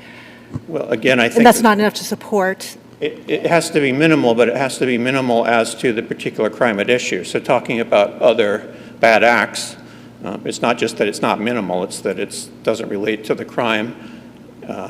It could only, the only way it could be relevant is if you say, well, if he did that bad thing, it makes it more likely he did the thing he confessed to. But again, that's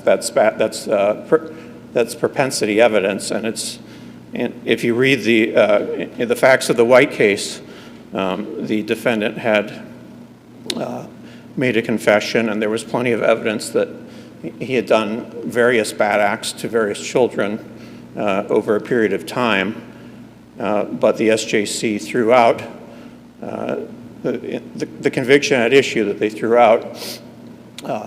They threw it out notwithstanding that there was other evidence, and I believe he was actually convicted of other charges. So yes, it has to be minimal, but it has to be actually focused on the crime that's at issue. But here, the crime was making the victim touch his penis with her hand, which is what the confession was, with a specific location from the admission. And then the victim's testimony, and I'm sorry I misled you, you're right, that it was not, the testimony wasn't that it was in the car, only that the defendant had driven her places at different times, so my apologies. But the victim testified, yes, he made me put my hand on his penis, but not in North Attleboro. Correct, but so that's the only...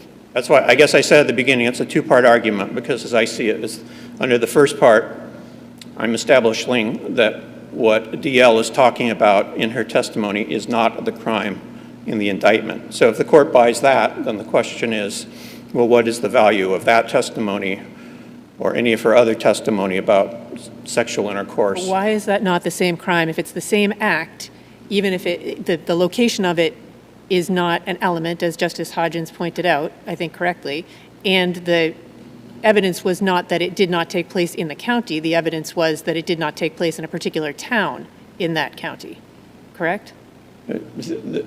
As I read the record, there was no discussion of living in any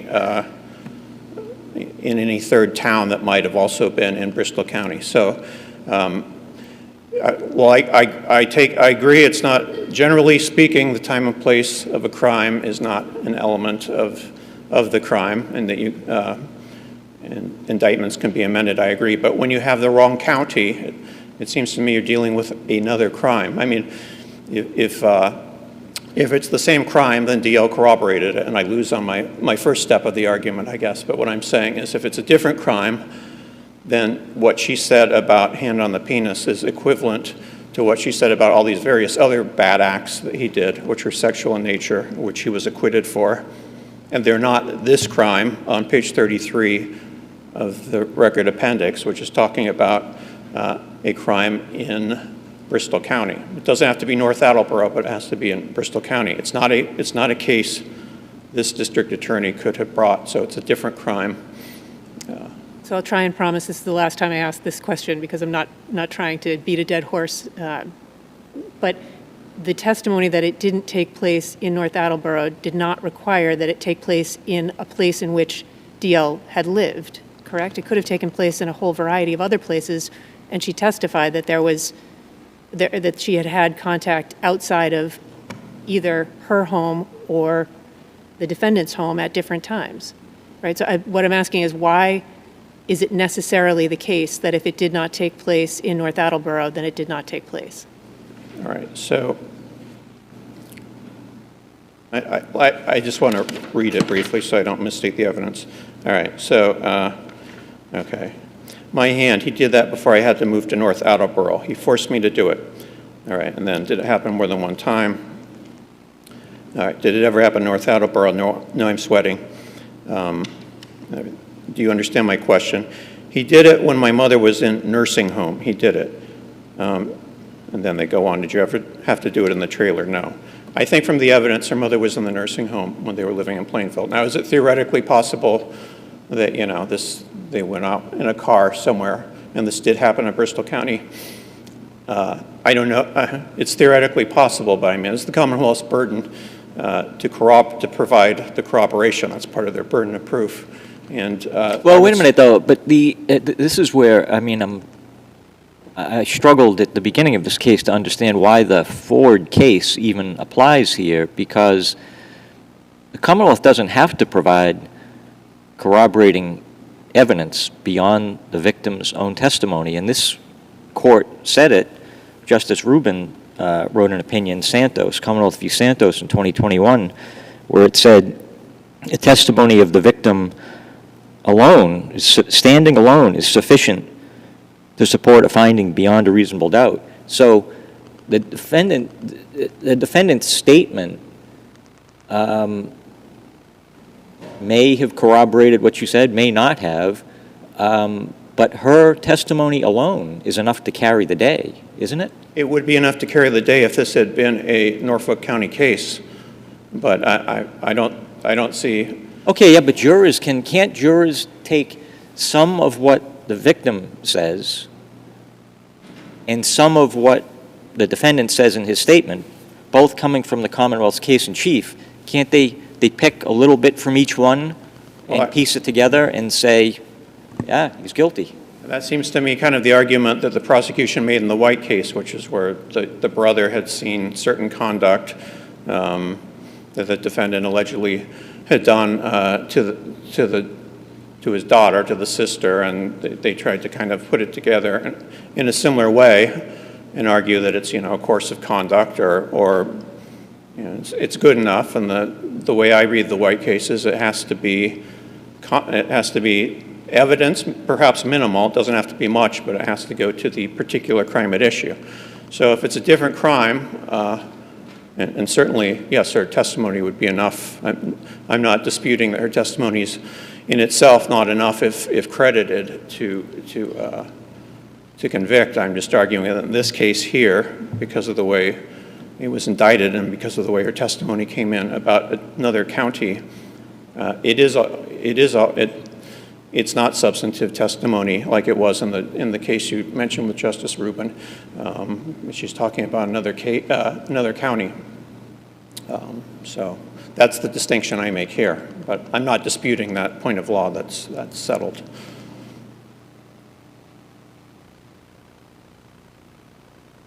There's no further questions. I'll rest on the brief. Thank you.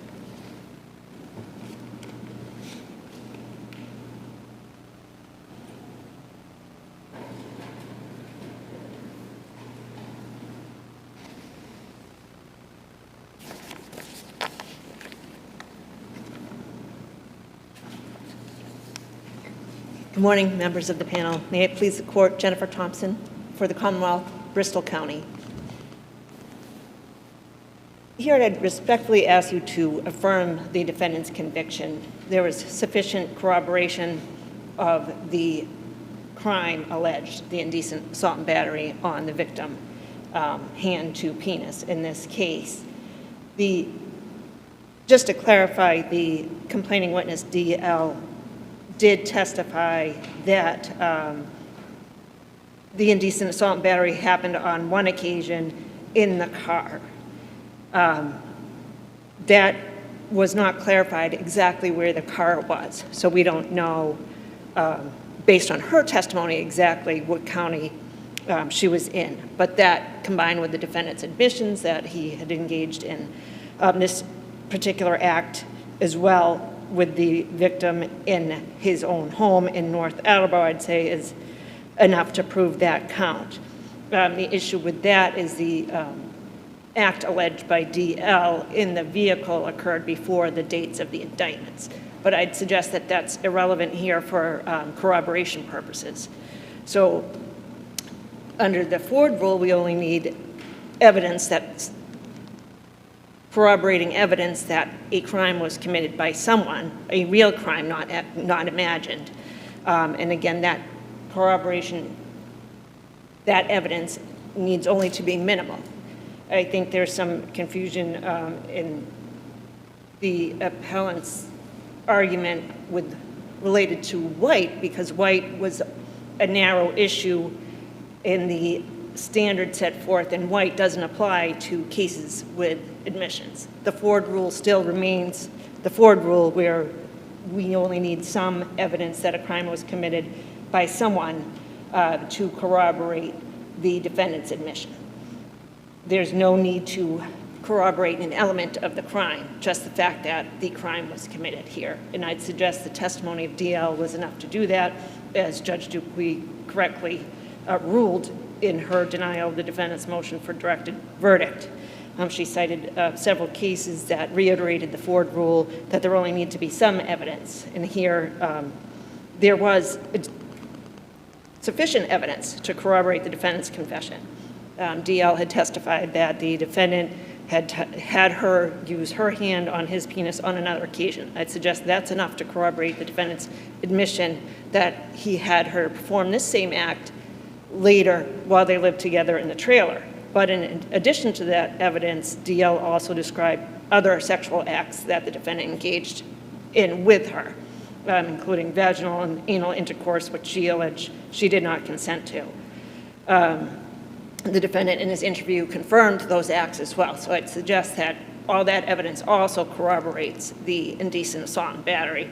And I'd say it would be reasonable for the judge and the jury to infer that the defendant, as well as the indecent alleged in the car by DL, the defendant's admission of having her perform the same act in the trailer was a reasonable inference given the history between the parties.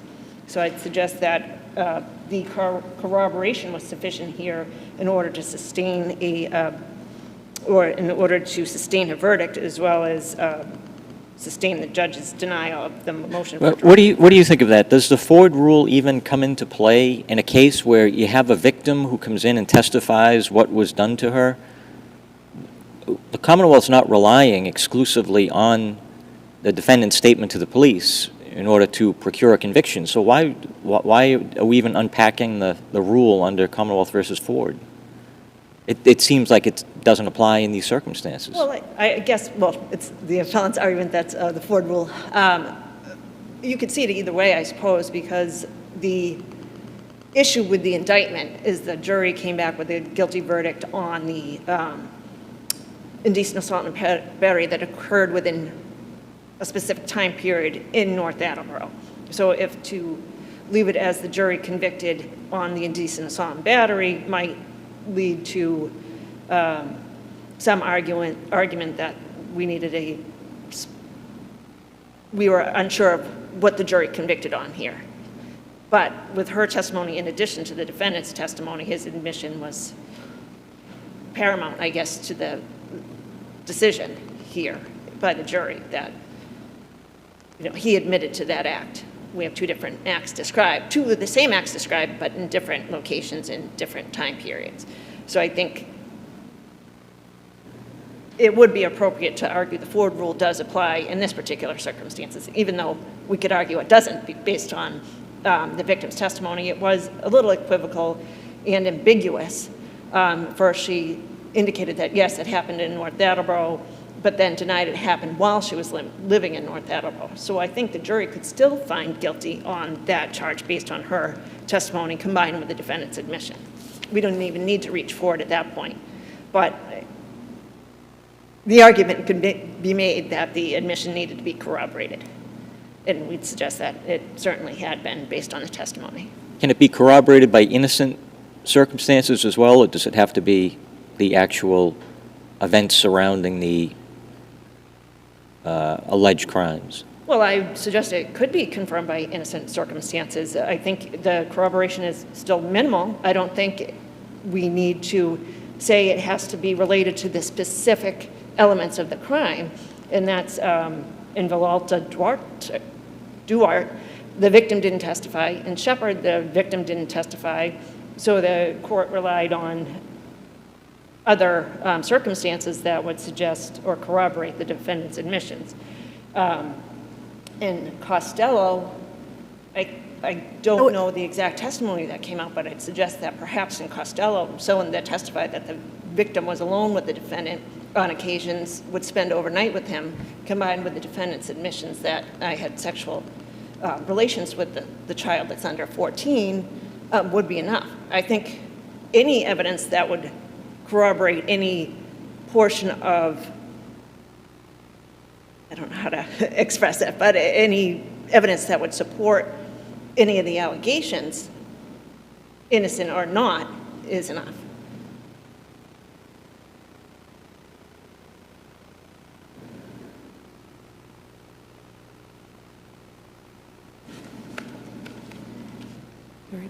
Are there any questions? I think we understand the arguments. Thank you both very much. The case is submitted. And with that, we will take a break for about 15 minutes, and then we will hear our 5th and 6th cases. Court, all rise.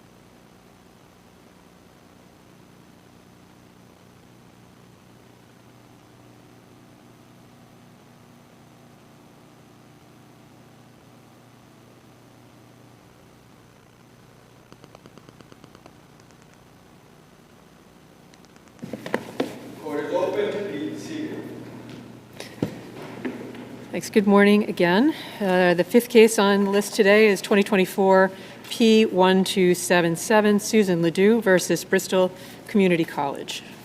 Thank you, Your Honors. Good morning, and may it please the Court. My name is Daniel Cromack. I'm an Assistant Attorney General, and I represent Bristol Community College in this case. This is an appeal from an order of the single justice denying a motion to stay injunctive relief pending an appeal.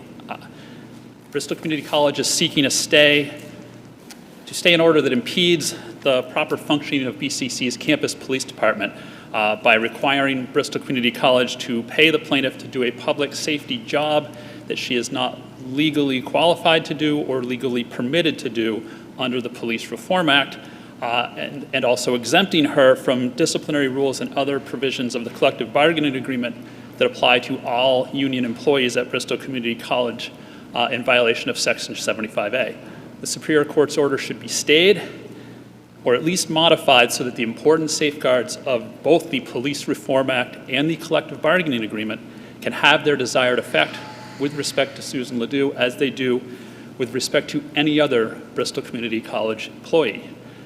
Bristol Community College can show a likelihood of success on the merits because post-certification is required to be a campus police officer, and Ms. LeDoux does not have post-certification. Not yet, right? And isn't the judge's order specifically states that, you know, she's not to perform any duties, right? That require her to exercise any police powers until she has the necessary certification. So it's actually conditioned upon, right, her.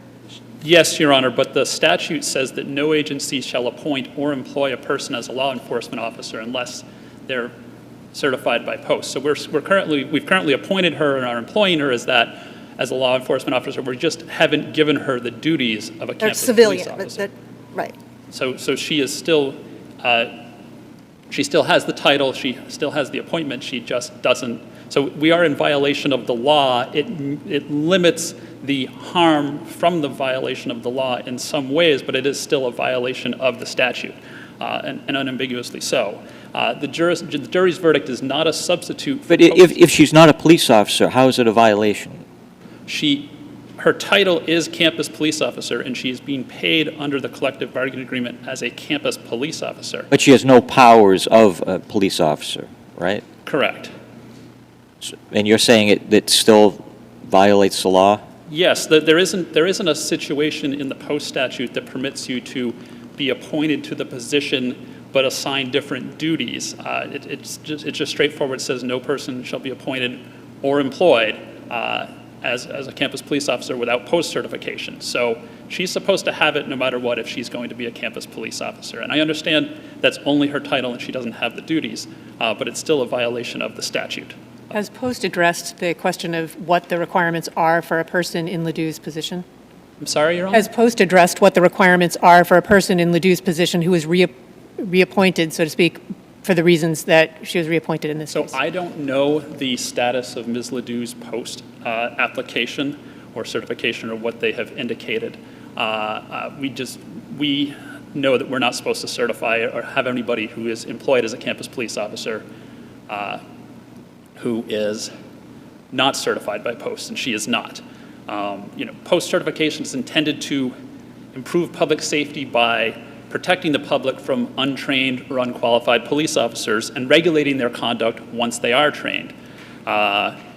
Post certification has some fairly substantial requirements that Ms. LeDoux has not met yet. One of them, it appears that if you've been out of work as a police officer for more than 5 years, you have to go to the police academy again.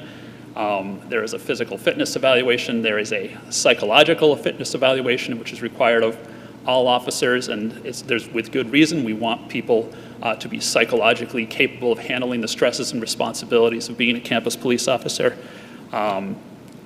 Firearms qualification is an essential part of it. At the time Ms. LeDoux used to work as a campus police officer, campus police did not carry firearms.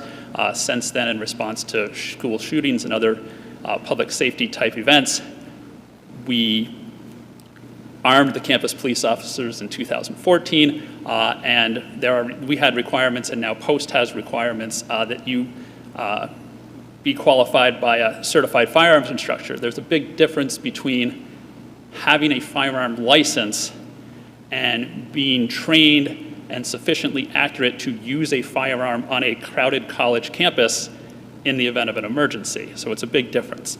BCC is also likely to succeed on the merits because the amended judgment conflicts with numerous provisions of the collective bargaining agreement. Section 75A says, in the event of an inconsistency between the collective bargaining agreement and this statute, the collective bargaining agreement controls. And there is an entire set of articles of the collective bargaining agreement devoted to the right of management to discipline, demote, and discharge, the right to impose disciplinary action, the right to have those disciplinary actions resolved through a grievance and arbitration process. And so the statute that the Superior Court is acting under, Section 75A, says this statute does not give you the right to, do anything that would be inconsistent with the collective bargaining agreement. But the statute, sorry, Aaron. No, go ahead. But the Superior Court's order requires the approval of the Superior Court before suspending, terminating, or otherwise altering the plaintiff's position of employment or reducing her compensation, which is a step outside of the collective bargaining agreement that is not typically part of the process and adds an element of unpredictability to it. There's a strong public interest, and BCC has a strong interest in following the terms of the collective bargaining agreement, and the court's order impedes that. Can there ever be an injunction that affects a subject that is also governed by the collective bargaining agreement? Is there a prohibition on having any injunction that interferes with the collective bargaining agreement? Do you say ever, or? I did say ever. I mean, there are lots of ways the court could have simply left the existing procedures under the collective bargaining agreement in place. That's one of the remedies we've suggested here, is striking the portion that says instead of the collective bargaining agreement, you're going to go to the court in the first instance. I think I maybe was asking, maybe I wasn't clear with the question, but I'm understanding you to say that the judge acted improperly by issuing an injunction that, as you've described it, impinges on the collective bargaining agreement. Is that right? That is, so Section 75A prohibits that. However, if, for example, the court had said she's ordered to be an institutional security officer, and that's all that it said, then she would not be, it would not be in violation of the collective bargaining agreement to hire her for that position, as the statute requires, because she would still be subject to that collective bargaining agreement once she became an employee. And so she's, like all other employees, any other institutional security officer or any other union member college-wide is subject to the rules of the collective bargaining agreement. Our management system is set up to administer that, essentially. And we know predictably, what types of conduct is inappropriate and which types of conduct is not appropriate, and can have some degree of predictability there. So you're saying, I guess to follow up on Justice Hand's question a little bit, is that the court can never grant equitable relief, that essentially the collective bargaining agreement will trump? No, Your Honor, that's definitely not our position. Our position is, again, the provision that's in particular problematic is the one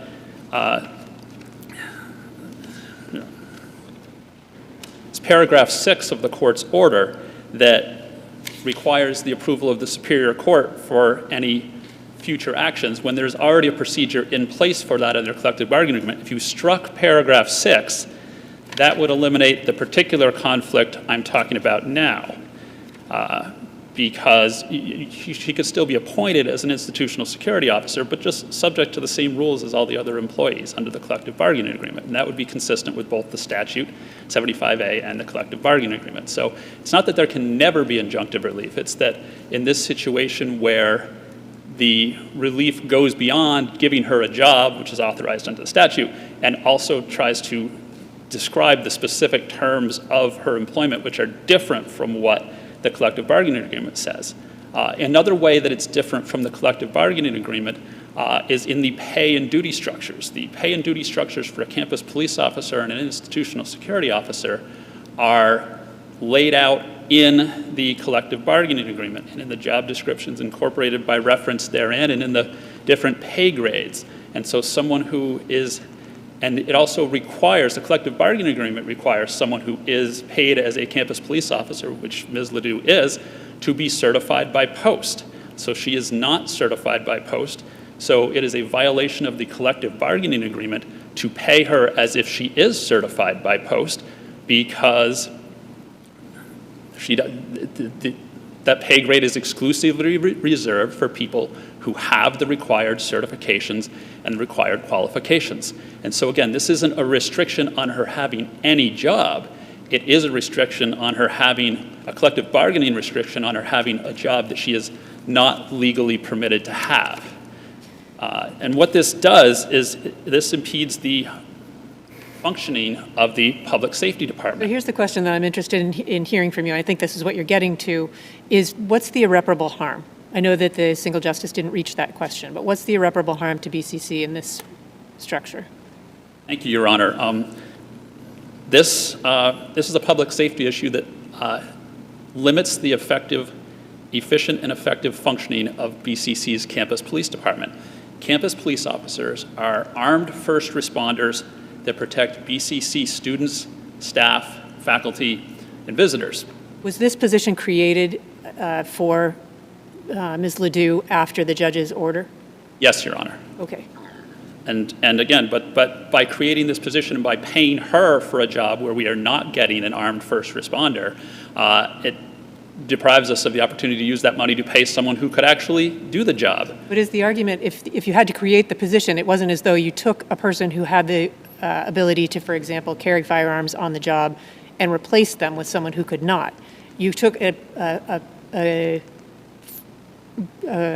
campus police force and added another position for Ms. LEDOUX, correct?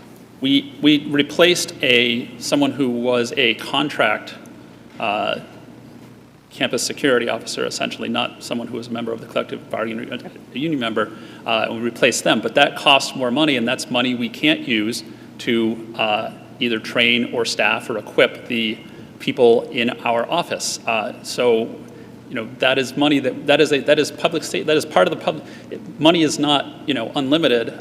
BCC's campus police department has a budget just like any other department of a state agency, and so if we're using money to pay Susan LEDOUX for something that she cannot, for a service that she cannot provide, then we either need to take from something else or find some way. So the harm is that the campus is less safe than it otherwise would be if we had the opportunity to spend the budget and actually get in return the public safety benefit that is intended from that.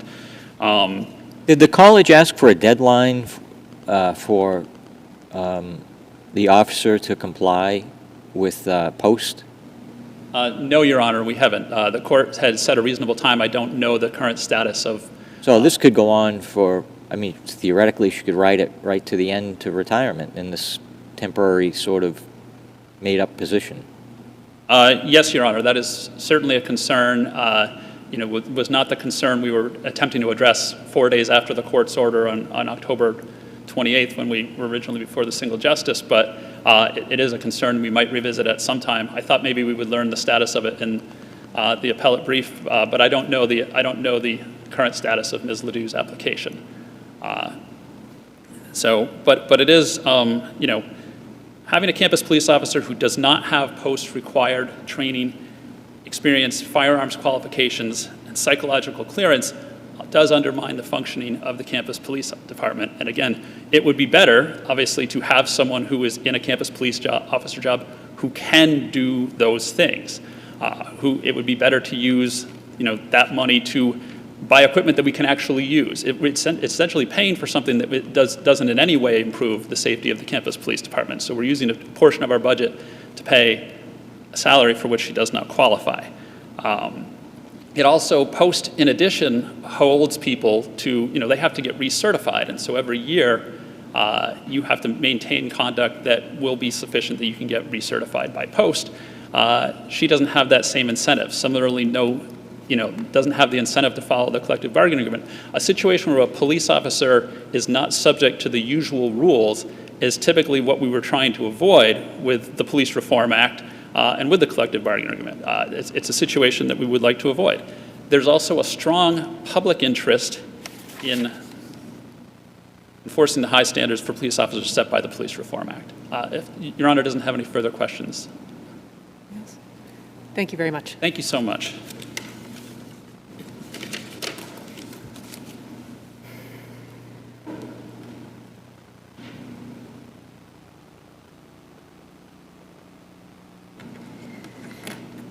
Good morning, Your Honors. May it please the Court, Gigi Tierney, representing Susan LeDoux. When a statute sets forth an equitable remedy, I believe that shows a recognition by the legislature that a financial remedy is simply inadequate.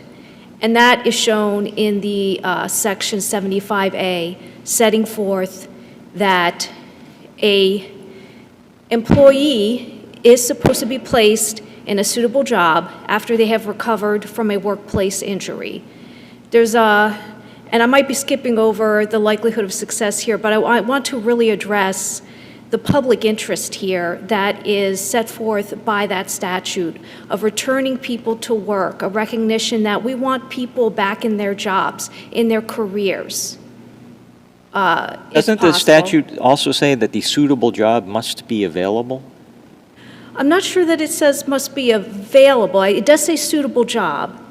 That language is in there. But at the time that Ms. LeDoux applied, there was a CPO job available in 2016, and she was not only fully qualified for that CPO position, but she was the best candidate. That was the finding by the jury, and there was plenty of evidence to support that. The trial judge's documents in the record have a very detailed explanation of why she was the most qualified person.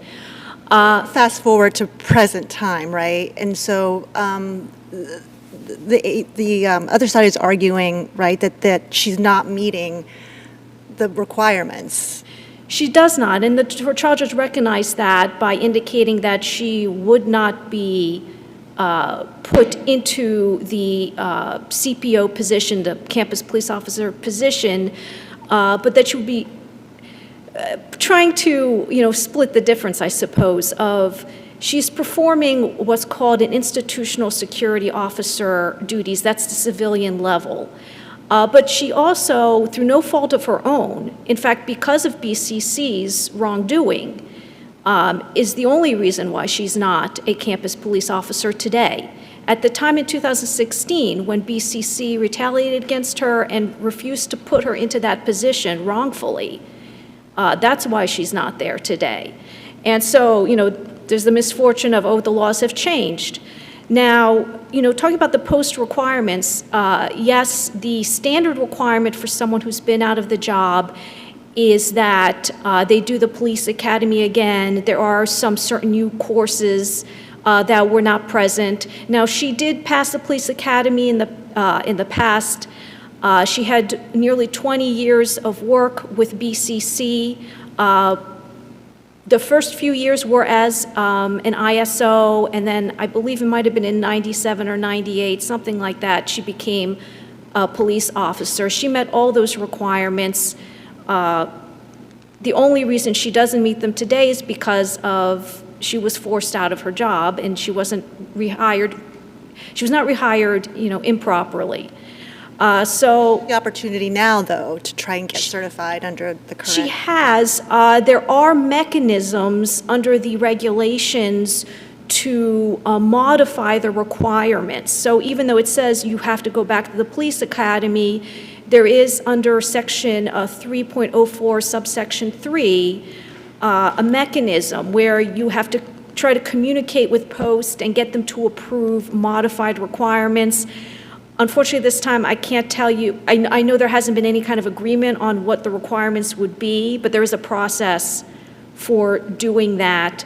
And I honestly don't know what the modified requirements would be because it's up to the Post committee to make a finding and approve, okay, here's here's what you need to do, Ms. LEDOUX, to become certified as a police officer. But there are mechanisms for that. Is it in our record place. whether there's any step that's been taken toward seeking that? I know there's nothing in the record. The most I could tell you, just based on my personal knowledge, is there was some communications between Post and Ms. LEDOUX and her counsel, trying to figure out what the procedures would be, because Well, I don't want to use your time. We're Sure, limited sure. to our record. But that's important, you know, but there's a mechanism. But I think the reality is, really, she is performing an institutional security officer position. There's no danger to the public. You've basically got a police officer. I mean, she worked for almost 2 decades for BCC. She has institutional knowledge. There's no question that she was highly qualified and should have been hired as a police officer back in 2016. And I think, far from there being a harm to BCC, she is an asset. She is an exemplary employee, and it's to their benefit to have her there, despite, I guess, the intimations that they would need to discipline her. I'm not sure what that even means. Can I just redirect you to how would you respond to the BCC's argument that the judge's injunctive relief is inconsistent with the collective bargaining agreement? Yes, thank you. I think they really haven't pointed to any specific inconsistencies. And when you look at the Well, they did, right? They did in their brief, and they... Well, yes. But, for example, hiring standards is one section, right? BCC must look at seniority, and items like that would be one example, right, of where you would have to follow that under the collective bargaining agreement.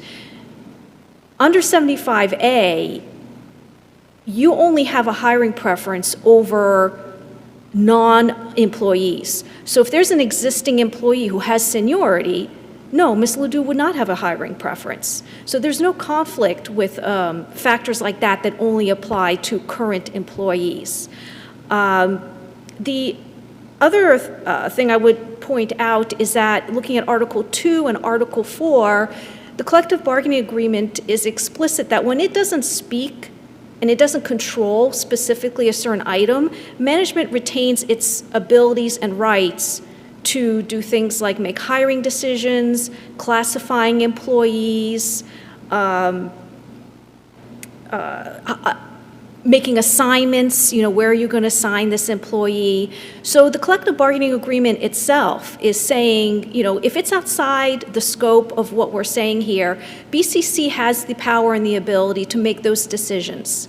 And there was there's not a lot of case law out there that talks about 75A, but there was a Superior Court case, I think it's Doe versus Commonwealth Department of Social Services, where the judge is looking to see if there's any inconsistencies and says, well, the collective bargaining agreement is silent as far as rehiring under 75A. And where it's silent as far as rehiring under 75A, then there's basically no inconsistency. So we would respectfully disagree that there is any kind of inconsistency under the collective bargaining agreement. And in fact, BCC retains the ability to make employment decisions above and beyond very specific sections in the collective bargaining agreement where there is no direct contradiction. What about the, just caught my eye, the nunc-pro-tunc to February 29th, 2016 portion of the order? Is that something the judge can do? Because that seems to me that's an attempt to affect someone's pension benefit when they haven't been paying into the pension system. And shouldn't that be something that's addressed by the jury in the award for damages and not by the judge trying to, tinker with someone's time and service like that? I think it is kind of a twofold issue of where the jury addressed the impact of her not working prior to the jury's finding. So the jury did award benefits damages in the verdict, but I believe that was more past damages. The judge is trying to address if you're putting somebody in a suitable position under 75A, the judge is trying to put her in the place financially that she should be as an employee like that. So he's being very explicit of, you know, she's going back to where she should have been in 2016 had BCC done the right thing. And she's going to be, you know, getting her pay and getting her benefits. And I think that's the judge's thinking in that is, you know, trying to create equity, trying to say, look, the purpose of equitable relief is to try to put her in a position that she really, you know, should have been originally if the wrongful act had not been, you know, performed by the defendant. Sure, no, and I appreciate that, but my question is, isn't that addressed by the damage award, that there's a calculation that, okay, this is what my pension would have been had this action not been taken, so you're going to award this amount of money to me for that. But this seems to be something like over and above that now, okay, not only are you reinstated, but we're going to reinstate you back to a fictional date for a period that you weren't working. Is that... Yeah, I'm not sure, to be honest, I'm not sure what to make of that other than the bifurcation of the jury had awarded for up until they granted the award, and then jury explicitly said there's no forward award, there's no front pay awarded. And I think, you know, you're looking at the decision, the jury is saying, well, she's going to be put in a suitable job. So why would she need front pay? Why would she need front benefits? So I think it's sort of, there's a bifurcation there is my interpretation of that, of the equitable relief is where she is covered as far as that goes. But, you know, just to talk about reparable harm, you know, this is not a matter, you know, this is not just a job to Ms. LEDOUX. This was her career. I mean, she had a first case, you know, she lost the job in, you know, after 2010. It was a hostile work environment. She had a successful discrimination case after a jury trial. The verdict came in October 2016. Despite having gone through all that, you know, I mean, I think most people would say, okay, I'm going to move on and go someplace else. Ms. LEDOUX considers this her career, her profession. She wanted nothing more than to go back to work at BCC. And it goes beyond just a job. It's her career. She has, her emotional health is tied to doing her job at BCC. And, you know, hopefully she can continue to do that till her retirement. If your honors don't have any more questions, I'll rest on the brief. Thank you very much. Thank you both. Thank you. Matter is submitted.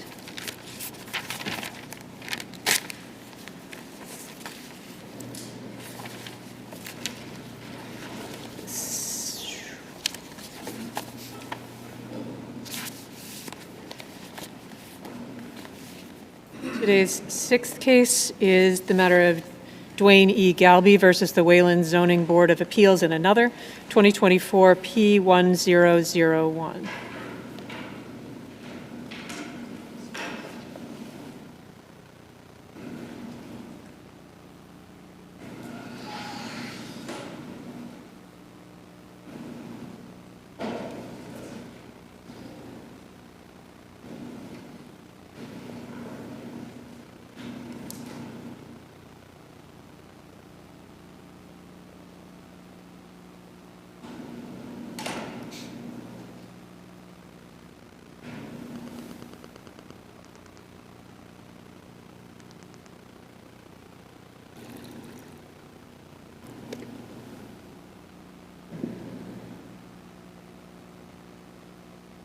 Mr. Galbi, whenever you're ready. Of course, take your time.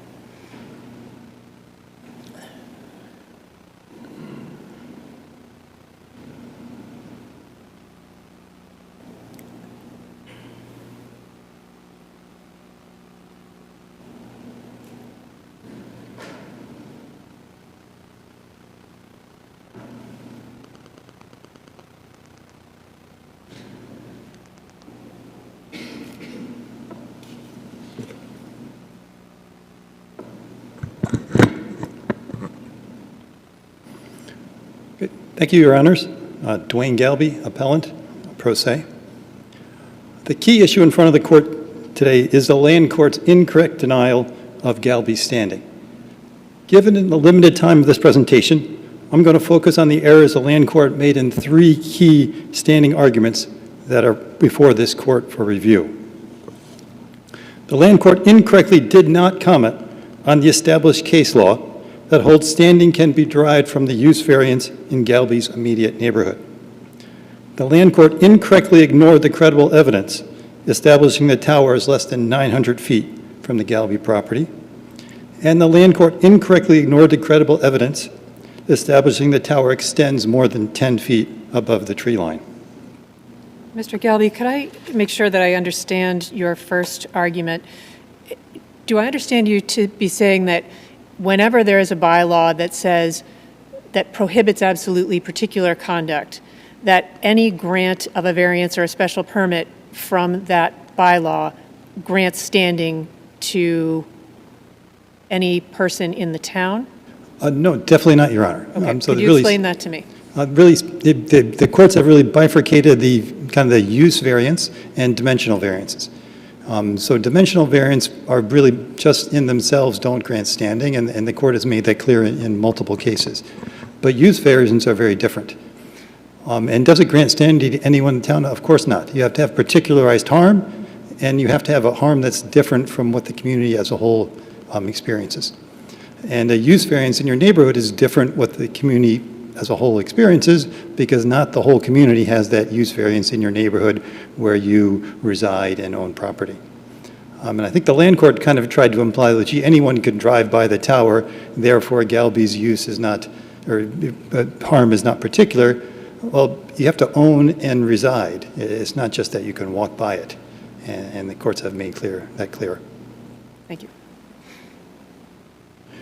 So if you look in particular at the use variance, the court should address the arguments for GALBI standing derived from the use variance and find that they establish standing. Case law from Picard in 2016, going all the way back to the Circle Lounge and Grill in 1949, conclusively established that harm and hence standing can be derived from the tower use variance in GALBI's immediate neighborhood. These cases hold that the protection from prohibited uses is the primary purpose of zoning. As such, use variance conveyed particular harm for those owning and residing in property in the immediate neighborhood of the use variance, and that's very key. The Monks and Sweeney case line can also be used to establish standing due to the use variance. These cases hold that particularized harm can be established when a specific threshold of the bylaw is exceeded. This is an important distinction that Verizon tries to get the court to ignore. The threshold due to use is no towers. The grant of a use variance exceeds this threshold, this specific threshold, and hence this can be used to establish GALBI's harm. So again, is that a per se rule that you're saying? Is that if there's a no towers permitted rule, then standing applies to whom? I guess is my question.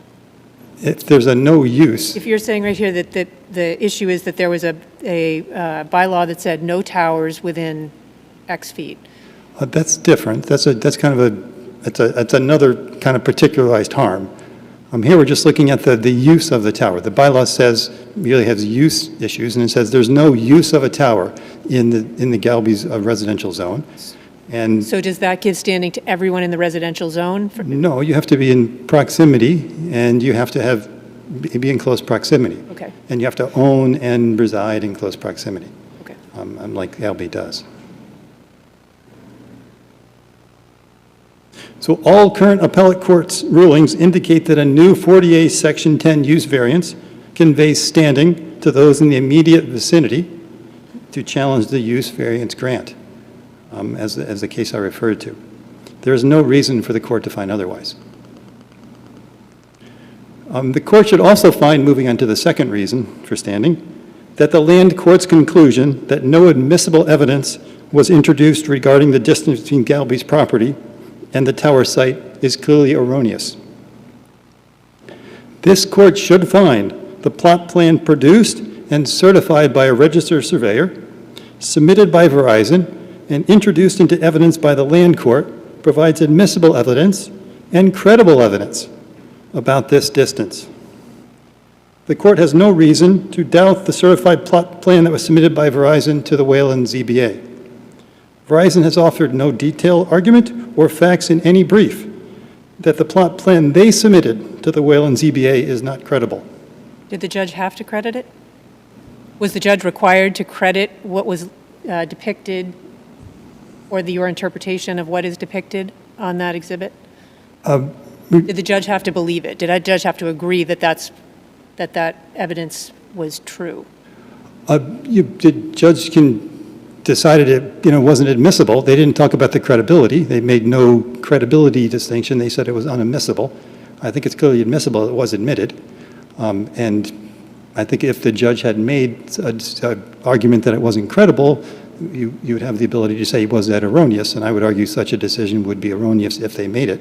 But there's no such finding of fact in the record. Were the exhibits admitted as a group, as agreed upon exhibits, for example? Is that how this exhibit came in, Exhibit 12 or 17? There was a bunch of exhibits that were admitted near the end. It wasn't, I don't even know if this was an agreed upon exhibit. It was admitted by the judge kind of at the end of the trial. Thank you.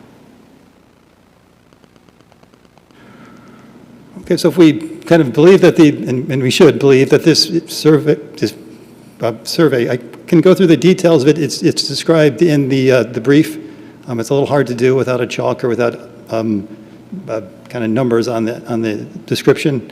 If you have any questions about why it shows that, I'm more than willing to try to answer those. But is the significance of Trial Exhibit 12 the fact that your interpretation is that it shows that the proposed tower site was not, a portion of your property was within 900 feet of that? Is that the significance of that exhibit? Yes, there's a dotted line on that, which I pointed out in the argument, that is the 900-foot dotted line.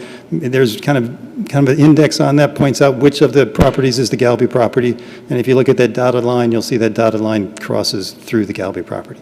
So part of the property is within that 900 feet.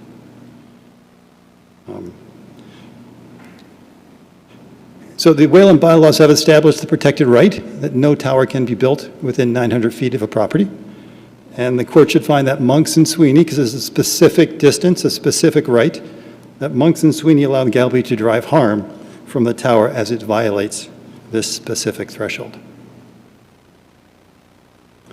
The court should also find that the land court's conclusion that the height which the proposed tower would protrude above the treetops is unknown is clearly erroneous. Is there a definition in the bylaw for what the canopy of the tree canopy, prevailing tree canopy, maybe I have the wording wrong? There is. It's kind of, I think it's 85% of the trees are at a certain height. Right. So it doesn't pick the tallest tree. It kind of says, what's the 85% of the trees? What evidence was there of that? So what happened is the Verizon's own expert kind of knew the height of the tower. And then he said, okay, I know the height of the structures I put on the tower. And now I subtract those height of the structures until I get to roughly what I believe the tree height is.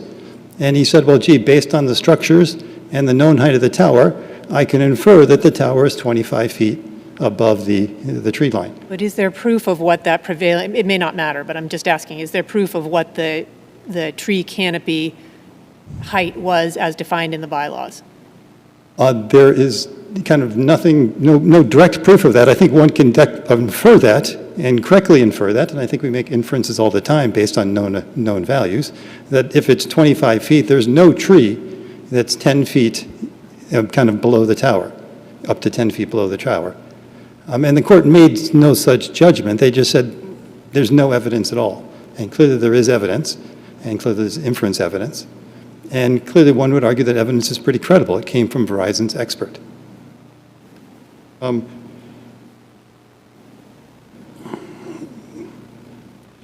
So I think one of the issues is that the judge kind of said, well, it's not 100% certain of what the height of the tower is above the trees. And I think credible evidence doesn't require 100% certainty. That's not the threshold for credible evidence. It's a reasonable assumption. And this is credible evidence relative to standing. And so clearly, when the Verizon expert says, I don't know 100% what the height of the tower is, well, that really doesn't matter. Can you credibly say the tower is, above the height of the trees? And I think he clearly said that. He thinks it's 25 feet above the height of the trees. And if one looks at the 25-foot point above the height of the trees, you can see there's no trees that are taller than that point.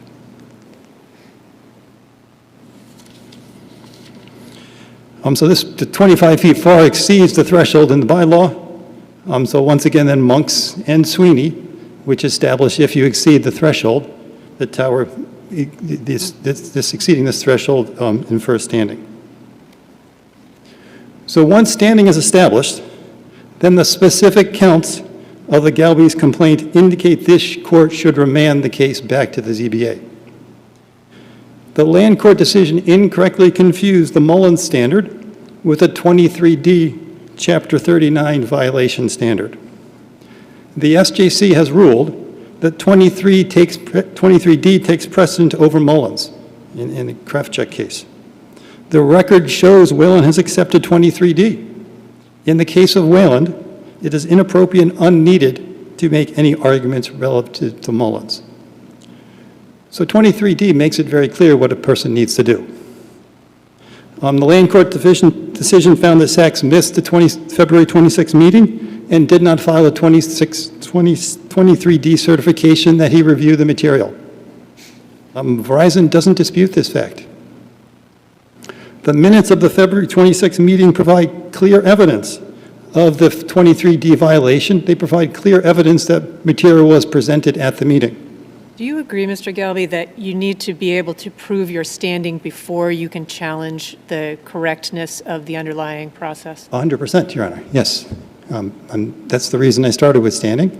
I spent most of my time talking about standing. Let me just ask you this, and I say this as just one judge, and it has nothing to do with where the decision goes, but, as pro se litigant, I've read through the record. You've done I think, an outstanding job of presenting your case. Whether it's successful or not is another question, but you've done very well in a very complicated area. But let me ask you this, because you have to be an aggrieved person under Chapter 40A.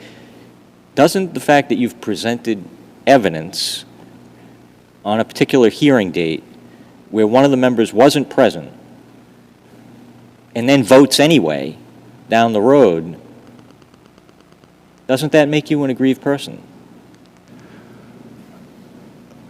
Just that fact alone, that you had an opportunity to be heard, you were invited to be there, you presented some evidence, and one of the members just didn't follow the procedure as far as the statute goes and say that he reviewed the evidence you presented and voted anyway. Doesn't that make you an aggrieved person? In a certain sense, I'm happy if you want to decide that way, but I think there's a Stone case, which I'd caution you kind of to make a judgment based on my argument. The Stone case was the SJC just reviewed, said, hey, we don't like it when the appeals court makes decisions that were not argued by the parties. And I really only need one reason for standing. I don't need 7 reasons for standing. I just need you to agree that 1 is correct. But to not have standing, you have to review all the reasons. And I think the reasons I have are, I only had time to review 3, are sufficient to establish standing. And you don't need to look outside the pleadings that I've given you. So I think you understand the 26D issue very well. Once again, that if he didn't vote, the case would, the decision of the ZBA would be reversed. And if the decision of the ZBA is reversed, well, then the parties aren't correct. This case can't proceed forward. It's not ripe to go forward to look at, what is the decision of the ZBA? Was it correct to give the variance? No, the parties aren't even correct. The ZBA published the wrong decision. So Kraftcheck makes this clear that what you need to do is remand the case back to the ZBA to file it with the correct vote. And then at that point, people can file, Section 17 appeals of the case.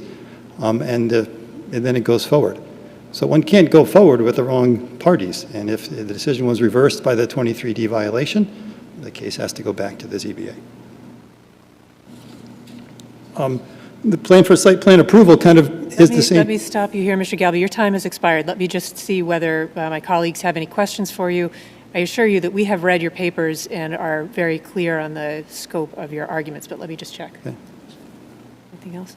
So I am going to have to stop you here, but I assure you that we will consider all of the arguments made in your briefing.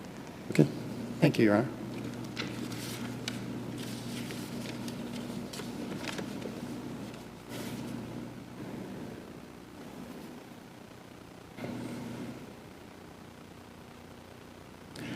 Good afternoon, and may it please the Court. My name is Adam Hamill, and I represent Selco Partnership, doing business as Verizon Wireless.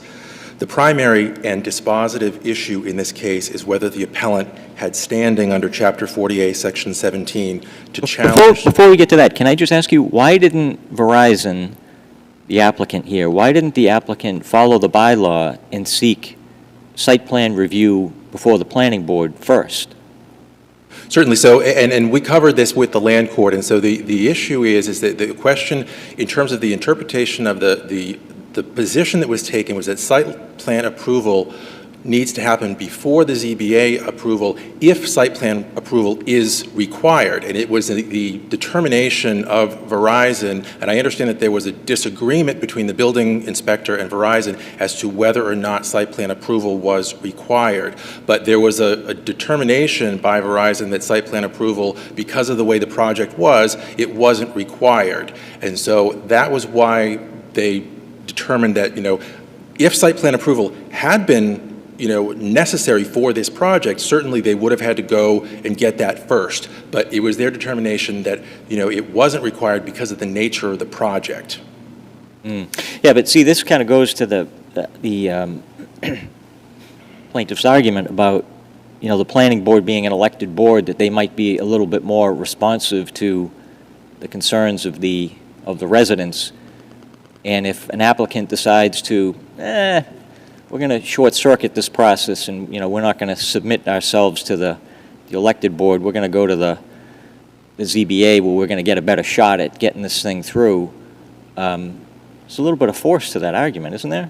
Well, I would say that again, if there was, because of the nature of the project, if both site plan approval and a variance were required, I would agree with you, Your Honor. But I think that, again, it was the determination that, because of the nature and the components of the project, that site plan approval was not required. And in terms of the special permit that the ZBA, sits both in both capacities as the special permit granting authority and the variance granting authority. But it was, again, because of the components, the nature of the project, it was the determination that site plan approval was not required.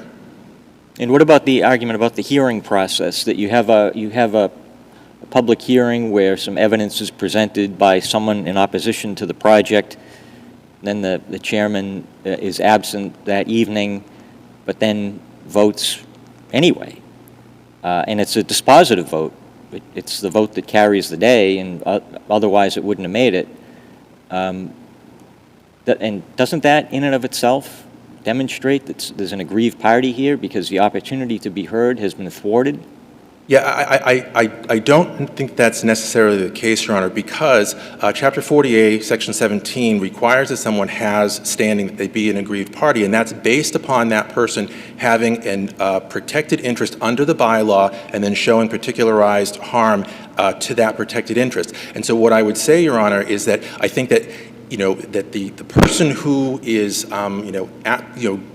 participating in the ZBA process and asking to be heard, et cetera, I think that person does need to be a person who has a protected right under the bylaw and can be able to show particularized harm. Because what I think that, to sort of follow that example through, Your Honor, is if you had someone who, lived in California and came to the ZBA hearing just because they're a person who's interested in cell towers, et cetera, but they're not part of the community, they raise these issues and they want to be heard, then I don't think that alone even if the hearing process, didn't happen correctly, that person would say, hey, I've got standing now because I asked to be heard and didn't have that opportunity. I think you still need to be able to show that you're a person who has protected interest under the bylaw and you have a particularized harm. Okay, I would agree with you that virtually all the cases on standing seem to focus on the project. What is the impact of the project on the person who's complaining about it? But doesn't the process mean something? In other words, if there's a defect in the process and someone's rights are affected because of that defect in the process, shouldn't there be some judicial remedy? In other words, let me just give you a quick hypothetical. What if you have kind of a renegade board that convenes, okay, we're going to have a public hearing, but that doesn't mean we have to listen to anybody.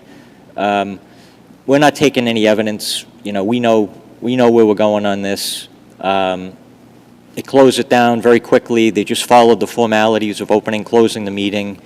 And then, okay, all those in favor, aye, and that's it. Okay, here you go. Here's the relief you requested.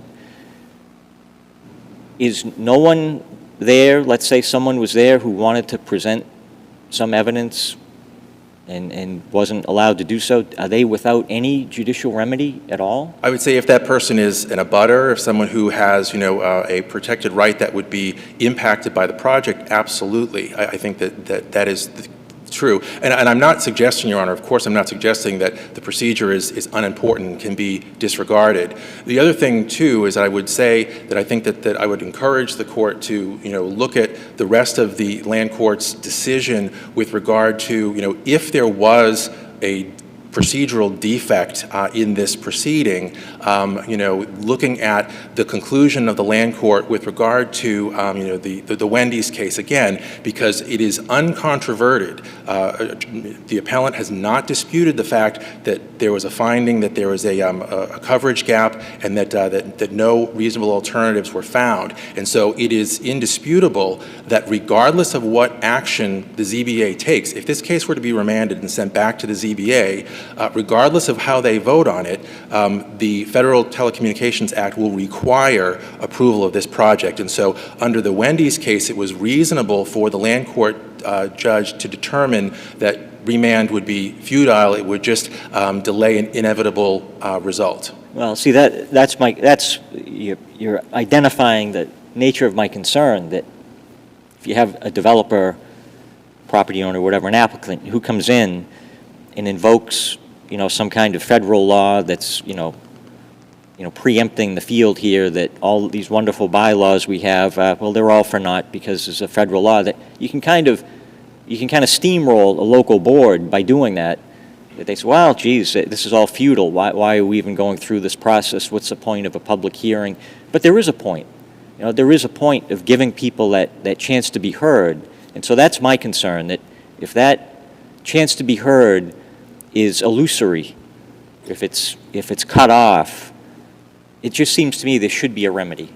Yeah, and I don't dispute you, and I'm not suggesting that that there should be an opportunity for applicants to like you said, steamroll the board. Again, I think that in this particular case, and again that the decision that the land court judge made here, taking into account the fact that again this application was approved back in 2019, 6 years ago. We've had all this litigation, and Chapter 40A, Section 17 gives the land court the ability, the authority to enter any decree that justice and equity requires, and she made the determination that based upon everything that had happened, all of the opportunities that Mr. GALBI had to very forcefully advocate for his position, that she made the determination that justice and equity required that she be able to let this ruling stand.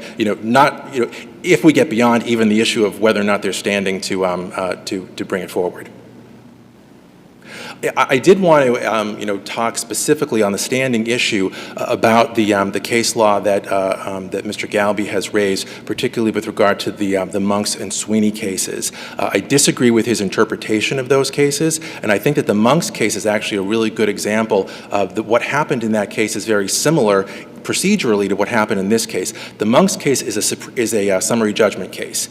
And in that case, the bylaw at issue actually had some very interesting language, is that the protected interest that's created by the bylaw there, it says that the project shall have, no detrimental effect whatsoever on the visual character of the neighborhood, which is significantly more far-reaching than the bylaw in this case, which only says that, it should involve, minimizing visual impacts, okay? And so in what the Monks case says, it doesn't say that if you can show, that the standard of the bylaw has been exceeded, you automatically have standing. All it says was that at the summary judgment stage, the plaintiff in that case demonstrated that they had put forth some evidence that their protected interest had been harmed. But specifically in the case itself, the court goes on to say that at trial, it is possible that evidence can be entered in that shows that the actual harm is not more severe than what would be under other permitted uses, et cetera.